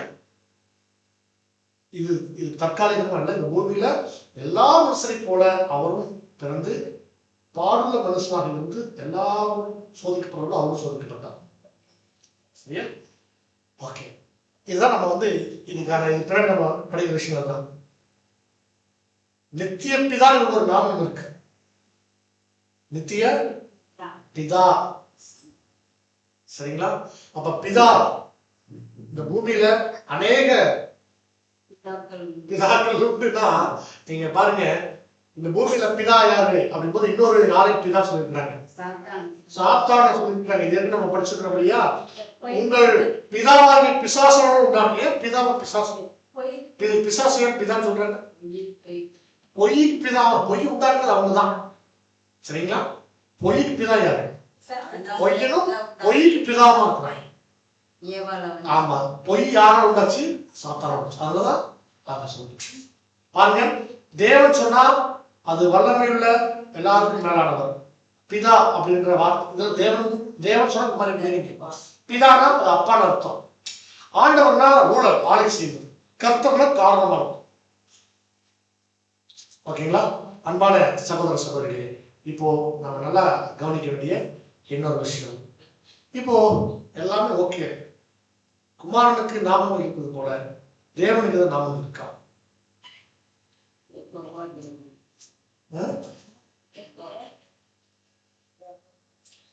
தேவனுக்கு நாமங்கள் இருக்கா? இருக்கு. யெகோவா எப்படி சொல்றீங்க? மோசேயில நான் போய் பேசுனா யாருன்னு கேட்பாங்களே, நான் என்ன சொல்றேன் அப்படின்போது அவர்கிட்ட இருக்கிறார்களே I am that I am அப்படின்னு தான் அந்த வசனம் சொல்லப்பட்டிருக்கு. அதுல இருக்கிறார்களே அதேதான் கிட்ட நீங்க சொல்றீங்க. பாயிண்ட் வந்துச்சு, அதனால எனக்கு வேலை மிச்சம். அப்போ இதுக்கு என்ன அப்படின்னா, நான் யெகோவா அப்படிங்கிற அறியப்படவில்லைன்னு சொல்றாரு. படிங்க, வியாபாரம் ஆரம்பிக்க 2 நிமிஷம். மேலும் தேவன் மோசேயை நோக்கி, நான் யெகோவா சர்வ வல்லமையுள்ள தேவன் என்னும் நாமத்தினால் நான் ஆபிரகாமுக்கும் ஈசாக்குக்கும் யாக்கோபுக்கும் தரிசனமானேன். ஆனாலும் யெகோவா என்னும் என் நாமத்தினால் நான் அவர்களுக்கு அறியப்படவில்லை. நீங்க என்ன சொல்றா, என்னுடைய நாமம் நீங்க கேட்டாங்கன்னு சொல்லுங்க, யெகோவான்னு சொல்லுங்க. முன்னாடி சொல்றேன். ஓகேவா? இப்போ யாக்கோப்பு இவங்களெல்லாம் அறிமுகமான போது இந்த நாமத்துக்கு நான் அறிமுகமாகலன்னு சொல்றேன். அவ்வளவுதான். சிம்பிளா என்னன்னா, தேவனுடைய நாமம் அப்படிங்கிறது அது யெகோவா. இதுக்கு எந்த ஸ்பெல்லிங்கோ எதுவுமே இல்லை. அது யாவே அப்படின்ற மாதிரி ஹீப்ரு லெட்டர்ஸ்ல இது உச்சரிக்க கூடாதது, உச்சரிக்க முடியாதது. இது உச்சரிக்கணும்னு சொன்னா ஏதாவது கூட வவல்ஸ் லெட்டர்ஸ் சேர்த்து யெகோவா அப்படின்னு சொல்லுவாங்க. இந்த யெகோவா அப்படிங்கிறத நம்ம என்ன பண்ண வேண்டியதுன்னா, அடிக்கடி நம்ம சொல்லவும் கூடாது, சொல்ல வேண்டியது இல்லை. அது தேவனுடைய நாமத்தை நம்ம வீட்டிலே. ஆனா இன்னைக்கு நீங்க யாரும் இப்ப தவறாக கிடைக்கூடாது. யெகோவாவின் சாட்சிகள் அப்படின்னு அது கிறிஸ்துவ மத்தியில என்ன சொல்றா தவறா நீங்க யாரும் நினைச்சுக்கன்னா, அது ஒரு மோசமான ஒரு குரூப்பா நம்ம பார்க்கிறோம். அது எப்படிப்பட்டவங்களாக இருக்கிறாங்க அப்படின்னா, தேவனுடைய நாமத்தை விண்ணிலே வளர்கிற அவங்க கிறிஸ்துவை என்ன பண்றாங்கன்னா குறைச்சும் தேவனை மாத்திரம் பிடிச்சு கொண்டு இருக்கக்கூடிய ஒரு கிறிஸ்துவர்களாக இருக்காங்க. அது ரொம்ப தவறு. வேதாகமும் அப்படியாக எங்கேயும் சுட்டி காட்டவில்லை. வசனம் எப்படி சொன்னா, தேவனுக்கு கொடுக்க வேண்டிய கவனத்தை தேவனுக்கும், குமாரனுக்கும் கொடுக்க வேண்டிய கவனத்தை குமாரனுக்கும் கொடுப்பாங்க. அப்ப நீங்க தேவனையும் பிதாவையும் குமாரனையும் சுவாசிக்கிறது நித்திய ஜீவன் சொல்லுங்க. நமக்கு நித்திய ஜீவன் வேணும்னா நம்ம யாரும் விசுவாசிக்கா பிதாவையும். அவ்வளவுதான் விஷயம். தவிர இதுல எந்த ஒரு காரியங்களும் இல்லை அப்படிங்கிறத நாம என்ன பண்றோம் இல்ல. இப்போ இந்த 3 பாகம் முடிஞ்சிருச்சு. அடுத்த ஒரு 10 நிமிஷம் மட்டும் இன்னொரு ஒரு முக்கியமான காரியம். என்ன ஒரு காரியம்னா, திருத்துவன்றது பைபிள்லயே இல்லை அப்படின்னு சொல்றீங்க. நாங்க சொல்ல ஒரு உண்மை, நீங்க தேடி பாருங்க, பைபிள் இல்லை. திருத்துவ போதனை கள்ள போதனை அப்படின்னு சொல்லப்பட்டாச்சு. பிதா அவர் சர்வ வல்லமையுள்ளவர், அவருடைய ஒரே பேரான குமாரன், அவர் கிறிஸ்து. பரிசுத்த ஆவி, அது ஆவியானவர்கள் ஒரு ஆள் தத்துவத்தில் பார்க்க கூடாது. அது யார் அப்படின்னா பைபிள் சொல்றது படி பார்க்கும்போது தேவனுக்கு வரக்கூடிய ஒரு வல்லமை சொல்லிட்டோமா. ஆனா இதுதான் சத்தியம், இதுதான் உண்மை, நம்முடைய வேதாகமத்தின் அடிப்படையில் இதுதான் உண்மை அப்படின்னா, இந்த திருத்துவம் அப்படிங்கிற விஷயம் எப்படி இந்த சபைக்குள்ள நுழைஞ்சிச்சு, பெரும்பான்மை கிறிஸ்தவர்கள் இதை நம்பிட்டு இருக்கிறாங்களே, இது எப்படி நடந்துச்சு அப்படிங்கிற அந்த விஷயத்தை மட்டும் சொல்லிட்டு நம்ம பார்த்துட்டு, இது ஒரு கள்ள உபதேசம் சொல்றோம், இது தவறான உபதேசம் சொல்றோம், இப்படி ஒரு கான்செப்ட் இல்லைன்னு சொல்றோம் பைபிள்ல. ஆனா இது எப்படி வந்துச்சு அப்படின்னா, இதை தெரிஞ்சுக்கிறதுக்கு நீங்க சபையுடைய வரலாறுல நீங்க சில காலம் முன்னாடி வச்சுக்கோங்க. சீசர்கள்லாம் இயேசு கிறிஸ்து பிற்பாடு சீசர்கள் இருந்த வரைக்கும் எந்த பிரச்சனையுமே இல்லை. ஆனா சீசர்கள் இயேசு கிறிஸ்து என்ன சொல்லிக் கொடுத்தாரோ அதை மாத்திரம் தான் ஜனங்கள் சொல்லிக் கொடுத்தாங்க. ஆதிகால சபை அப்படித்தான் கட்டமைக்கப்பட்டு கட்டப்பட்டு இருந்துச்சு. ஆனாலும் சில கள்ள உபதேசங்கள் உள்ள வர ஆரம்பிச்சு. அதை குறிச்சு அப்போஸ்தலர்கள் எச்சரிக்கை கொடுத்தாங்க. நாங்க போனதுக்கு அப்புறம் நிறைய தவறு நடக்கும், தயவுசெய்து நன்மை இருக்கு. இந்த எச்சரிக்கை வந்து ஆண்டவரும் கொடுத்தாங்க, அப்போஸ்தலன் பவுல் கொடுத்தாங்க. பவுலுடைய ஊழியங்கள்ல அவர் நிறைய இடங்களுக்கு போய் சபையில் ஸ்தாபிச்சாங்க. நிறைய இடங்களுக்கு ஊழியங்கள் செஞ்சு கிறிஸ்துவையும் தேவனையும் அவர் சொல்லி எல்லாவற்றையும் அநேக சபையில ஸ்தாபிச்சாங்க. அதுல ரொம்ப முக்கியமா வந்து ரோமாபுரியில அங்க ஒரு சில சபைகள் உருவாக ஆரம்பிச்சிச்சு. அப்போ சீசர்களுடைய மரணத்துக்கு பிற்பாடு காலங்கள் போயிட்டு இருந்துச்சு. 3ஆம் நூற்றாண்டு வரும்போது ரோம சாம்ராஜ்யம், ரோம பேரரசர்கள், ரோமர்களுடைய அரசாசனம் நடக்குது. நீங்க இந்த 5ஆம் உலக பேரரசு தானியல் அந்த சிலை இருக்கு இல்லையா, அதை நீங்க படிச்சிருப்பீங்க. 5 கவர்மெண்ட் இந்த உலகத்தை தன்னுடைய கட்டுப்பாட்டில் வச்சிருக்கக்கூடிய 5 அரசாங்கம் இருக்கிறதாக தீர்க்க சொல்லப்பட்டிருக்கு. அதுல ஒரு கவர்மெண்ட் தான் எதுனா அந்த ரோமர்கள் என்ன பண்றாங்கன்னா, அதுல வந்து ஒரு மன்னன் வந்தாங்க. அவர் வந்து ஒரு ராஜா வந்து என்ன பண்றாங்கன்னா, திடீர்னு வந்து ஒரு ராஜா வந்து என்ன ஆயிட்டாங்க, கிறிஸ்டினா மாறிட்டாங்க. அதுக்கு ஒரு கதை இருக்குது. அவர் போர்ல ஜெயிச்சாரு, அவர் கடவுளை வந்து சிலுவை அடையாளம் வந்துச்சு. ஆமா. அப்போ என்ன பண்றாருன்னா, இந்த அடையாளம் யாருக்கு வச்சு இந்த மாதிரி ஒரு சிலுவையில தான் வந்து இயேசுன்னு ஒருத்தர் வந்து கொலை செஞ்சாங்க அப்படின்னா, அப்ப சிலுவை அடையாளத்தை வந்து அவர் பெருசா ப்ரொஜெக்ட் பண்ண ஆரம்பிச்சார். அவர் கிறிஸ்துவ மாறினதுக்கு அப்புறம், அப்ப அதுக்கு முன்னாடி கிறிஸ்துவ அடையாளம் மீன் அடையாளம், மீன் சிங்கம், அது நான் பின்னாடி பண்ண கொடுப்பாங்க. அப்ப அந்த சிலுவை அடையாளம் பார்த்தா உருவாக ஆரம்பிக்கும். இந்த சிலுவை அடையாளத்தை பாருங்க, எல்லாருமே இயேசு கிறிஸ்துவை படிச்சு புரிஞ்சுக்கிட்டு அவரை பிடிக்கிறவங்க கிறிஸ்துவா இருந்தாங்க. அது வரைக்கும் இவர் கிறிஸ்துவா மாறினோடனே ராஜாவே கிறிஸ்துவா மாறியது சொல்லிட்டு உலகத்துல அந்த தேசங்களுடைய ஜனங்கள் எல்லாமே கிறிஸ்துவ மாற வச்சாங்க. ஓகே, ஒண்ணு இல்லைங்க. இன்னைக்கு வந்து மிக ஃபேமஸான ஒரு தலைவர் இப்போ விஜய் அப்படின்னு ஒரு நடிகர் தலைவராக இருக்கான்னு வச்சுக்கோங்களேன். விஜய் வந்து இப்போ திடீர்னு வந்து ஒரு சர்ச்சுக்கு போய் அவர் வந்து மெம்பராகி கிறிஸ்துவ மாறிட்டாருன்னா, அவருடைய தொண்டர்கள் ரசிகர்கள் இருக்காங்க இல்லையா, லட்சக்கணக்கான அந்த சர்ச்சில் குமிஞ்சுவாங்க. அவங்களுக்கு எந்த கொள்கை தெரியாது, கோட்பாடு தெரியாது, பைபிள் என்னன்னு தெரியாது, ஆனா கிறிஸ்டியன். கரெக்டா? அந்த மாதிரி அவர் ராஜா வந்தார். ராஜா வந்தோடனே மக்கள் எல்லாரும் கிறிஸ்துவ மாற ஆரம்பிச்சாங்க. அப்போ நிறைய விஷயங்கள் என்ன ஆச்சுன்னா, புதுசா உள்ள திணிக்க ஆரம்பிச்சாங்க. அப்போ அவங்க என்ன, ரோமர்கள் என்ன பண்ணாங்கன்னா, இந்த கத்தோலிக் மதத்தை அவங்க என்ன பண்றாங்கன்னா அண்டர்டேக் பண்றாங்க. ரோமன் கத்தோலிக் சொல்லி உருவாக ஆரம்பிச்சு. இது சிம்பிளா சொல்லிருக்கேன், இது வந்து டீட்டெயில் வச்சு நீங்க பின்னாடி படிப்பீங்க. அப்போ அவங்களுடைய கவர்மெண்ட்டை வந்து நிர்வாகிகளுக்கு 5 அட்மினிஸ்ட்ரேஷன் வச்சிருந்தாங்க. அந்த செனட் குரூப் மாதிரி. அது எந்த ஒரு முடிவு எடுத்தாலும் இந்த ஒரு 5 விஷயங்கள் வரும். இது அங்கங்க ரோம்ல, அலெக்சாண்ட்ரியில, ஜெருசலேம்ல, அந்தியோகியில இந்த மாதிரி இருந்துச்சு. இதெல்லாம் வந்து ஒரு தகவல். இப்போ இவங்க எல்லாம் கூடி சில முடிவுகள் எடுப்பாங்க, பண்ணுவாங்க. இப்படி பண்ணிட்டு இருக்கும்போது சில இடத்துல வந்து ஜனங்கள் பயங்கரமா வந்து என்ன பண்ணாங்க, பின்னாடி பிற்காலங்கள்ல ரொம்ப இது பண்ண ஆரம்பிச்சாங்க. இந்த கான்ஸ்டன்டைன் ராஜா வந்து என்ன பண்ணாருன்னா, அந்த சிலுவை அடையாளத்தின் மூலமா கிறிஸ்துவனை மாறிட்டு இதெல்லாம் ரெஃபரன்ஸ் இருக்கு. நீங்க நான் சொன்னதெல்லாம் பொய் இல்லை, நீங்க கூகுள் பண்ணி பார்த்தாலே உங்களுக்கு தெரியும். நிறைய இன்னைக்கு இருக்கு. கிபி 312 இந்த சம்பவம் நடக்குது. அந்த போர்ல அவர் ஜெயிச்சு அவர் என்னவாகிறார்னா அந்த மாதிரி ஒரு சில காரியங்களை அவர் கொண்டு வராங்க. அப்போ ஏற்கனவே சொல்ல வச்சிருக்க மாதிரி தீர்க்கதரிசனங்கள் நிறைவேற ஆரம்பிக்கும். எப்படின்னா சபைகளுக்குள்ள பாருங்க, நல்ல ஆரோக்கியமான உபதேசத்தை பொறுக்க மனதில் இல்லாமல் செலுத்துறவர்களாகி தங்கள் சுய இச்சைக்கேற்ற போதங்களை சேர்த்துக் கொண்டு திறமாக சேர்த்துக் கொண்டு பெரும்பான்மை சத்தியத்துக்கு செவி விலக்கி கட்டுக்கதைகளுக்கு சாய்ந்து போகும் காலம் வரும் அப்படின்னு ஏற்கனவே சொன்ன தீர்க்கதரிசனம் அது நிறைவேறுச்சு. நிறைய கட்டுக்கதைகளை அவங்க ஒண்ணு கொண்டு வர ஆரம்பிச்சாங்க. ஜனங்கள் நம்பணும். மன்னராட்சி காலத்துல அவங்க சொல்றத செய்யணும்னா மரணம் வரும். அதுக்கு சாட்சி 2ஆம் நூற்றாண்டுல நீரோ மன்னன் கிறிஸ்துவர்கள் சொன்னவங்க எல்லாம் தேடி தேடி கொலை செஞ்சாங்க. தேடி தேடினா சும்மா இல்லை. அந்த இதெல்லாம் நீங்க கவனிச்சீங்கன்னா சில வீடியோஸ்லாம் இருக்கு, போட்டா நீங்க நைட்டு தூக்கம் வராது. ஒரு ஸ்டேடியம் கட்டி வச்சிருந்தாங்க. அந்த ஸ்டேடியத்தில் என்ன பண்ணுவாங்கன்னா யாரெல்லாம் கிறிஸ்துவர்களா இருக்காங்களோ அவங்க எடுத்து கொண்டு வந்து வச்சு சிங்கத்தை திறந்து உயிரோட.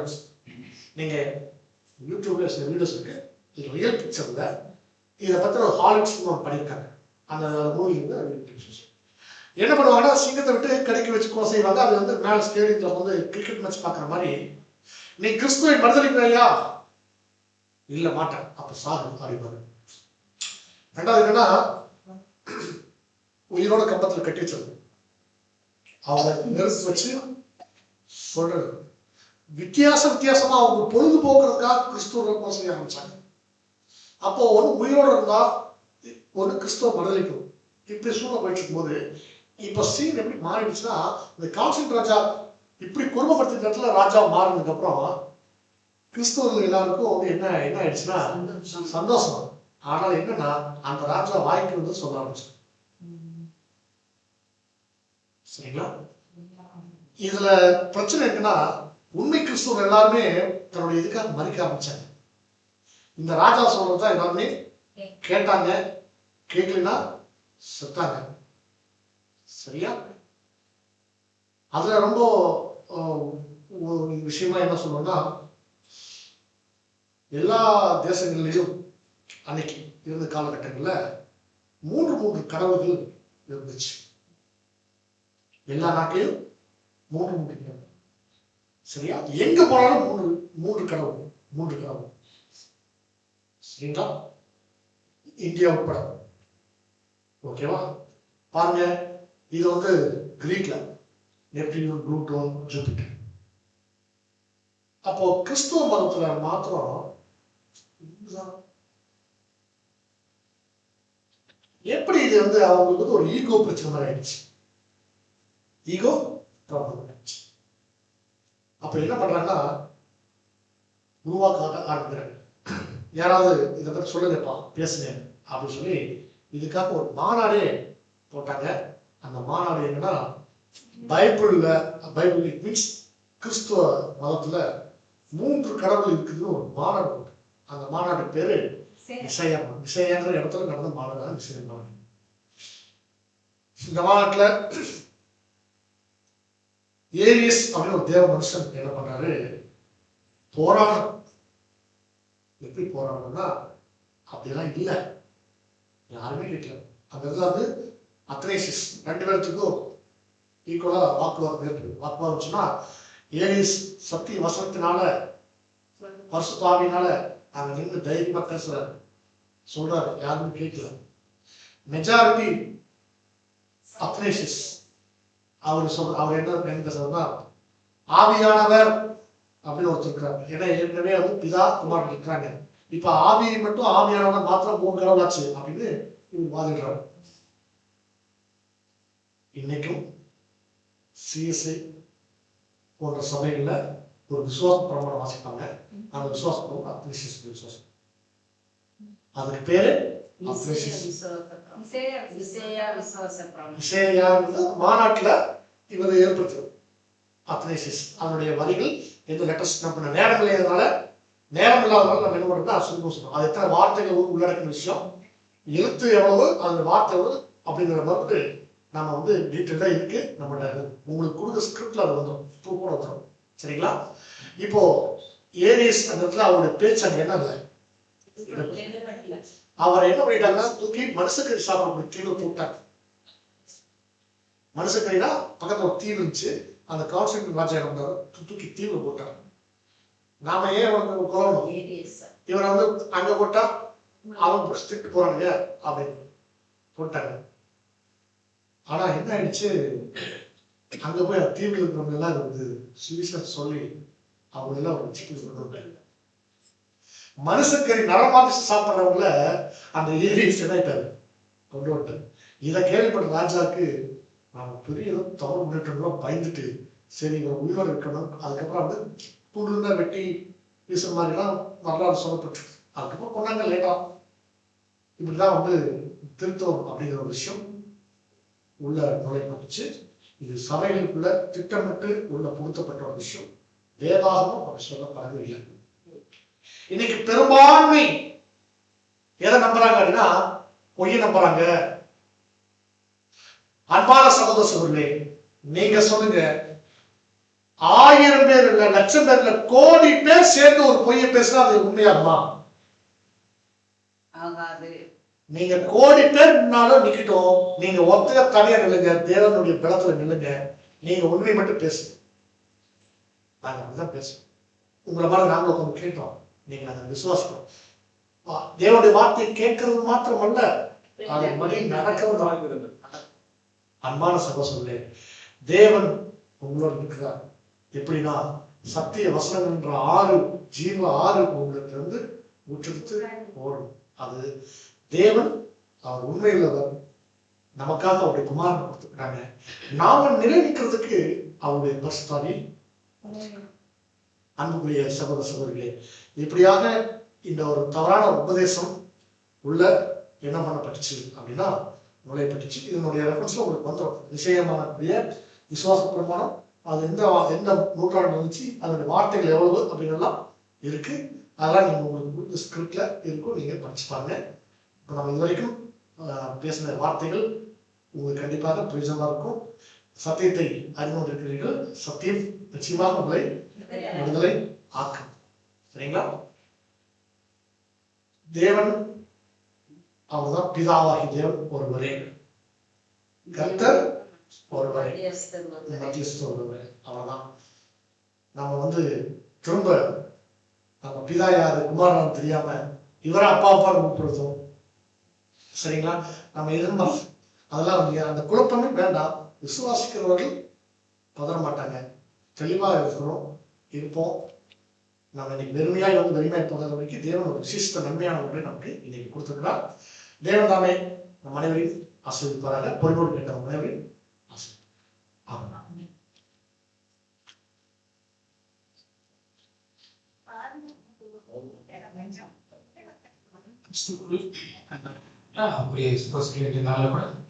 தேவனுடைய பிரியாத கிருமியினாலே மகா பரிசுத்தமான விசுவாசத்தின் அடிப்படையில் ஒரு சத்தியத்தை பெற்றுக்கொண்டோம். இவ்வளவு நாள் நீங்க உபதேசத்தின் அடிப்படையில் ஒரு சில காரியங்கள் நீங்க நம்பிட்டு இருந்தாலும் இன்னைக்கு வேத வசனத்தின் அடிப்படையில் பிதானா யாரு, குமாரனா யாரு, பரிசுத்த ஆவினா யாருன்னு அப்படிங்கிறத இன்னைக்கு எல்லாருமே அறிந்து கொள்ளும். பிதாவாகி தேவன் அனாதி தேவனாக இருக்கிறார். ஆண்டவராக இயேசு கிறிஸ்து பிதாவாகி தேவனால் அனுப்பப்பட்ட ஒரே பேரான குமாரனாகவும் நம்முடைய ரட்சகரமாக இருக்கார் அப்படின்னு சொல்லி நம்ம பார்க்குறோம்.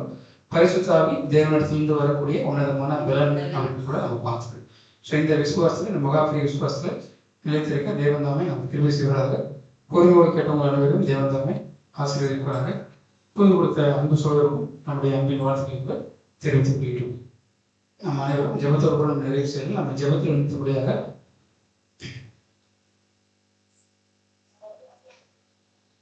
நம்ம அனைவரும் ஜான் ஜெபப்படியாக கொடுப்பாங்க.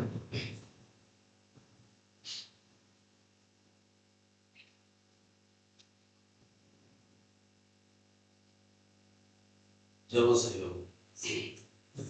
நீரே வலியமும் சத்தியமும் ஜீவனமாக இருந்தீர்கள் அழைத்து சொத்தம் தாவே எங்களை தாவே சத்திய வார்த்தையாக வைத்துவிட்டு தெரிந்து கொள்ளக்கூட வைத்து உண்மை மாற தாவே இந்த சத்தியத்தை அதிகமான ஒரு நல்ல ஒரு சத்தியத்தை எங்களுக்கு தெளிவுபடுத்துவதாக சொத்து தாவே ஒவ்வொரு நாளும் முடிக்கிறவையினாலும் பிரச்சனத்தினாலும் ஆசீர்வதித்து இந்த நினைவுகள் உன் நினைவுகள் எல்லாம் உங்களுடைய வழிகளில் கூட கர்த்தாவே கர்த்தாவே நாங்கள் நினைத்த விதவிட நீங்கள் எங்களுக்கு கர்த்தாவே அதிகப்படியாக நல்ல ஒரு பெஸ்டாக நினைத்திருக்கிறார் அதன்படி எங்களை அழைத்து கொண்டதுக்காக சொல்றேன். ஒவ்வொரு நாளும் இந்த சத்திய வார்த்தையை கொடுக்க நிறுத்தாவே அதன்படி கர்த்தாவே எங்களுக்கு உங்களுக்கு விரோதமாக இருக்கக்கூடிய ஒவ்வொரு காரியங்களின் மூலமா நாங்கள் விடுதலை ஆகிட்டே இருக்கிறோம். உங்களுடைய சமூகத்துக்கு கர்த்தாவே இலவசமாக எங்களுக்கு கொடுக்கக்கூடிய கர்த்தாவே அதே போல நாங்களும் இலவசமாக மற்றவர்களுக்கும் இந்த சத்தியத்தை கொடுப்பதற்காக அழைக்கப்பட்டதுக்காக சொல்லிருக்காங்க. எங்களை பலப்படுத்த வேண்டும். ஆசிரியர் மேன்மை எல்லாம் பசுத்தமான தேவனத்தில் ஒப்புக்கிற ஜீவனுடைய நல்ல பிதாவே.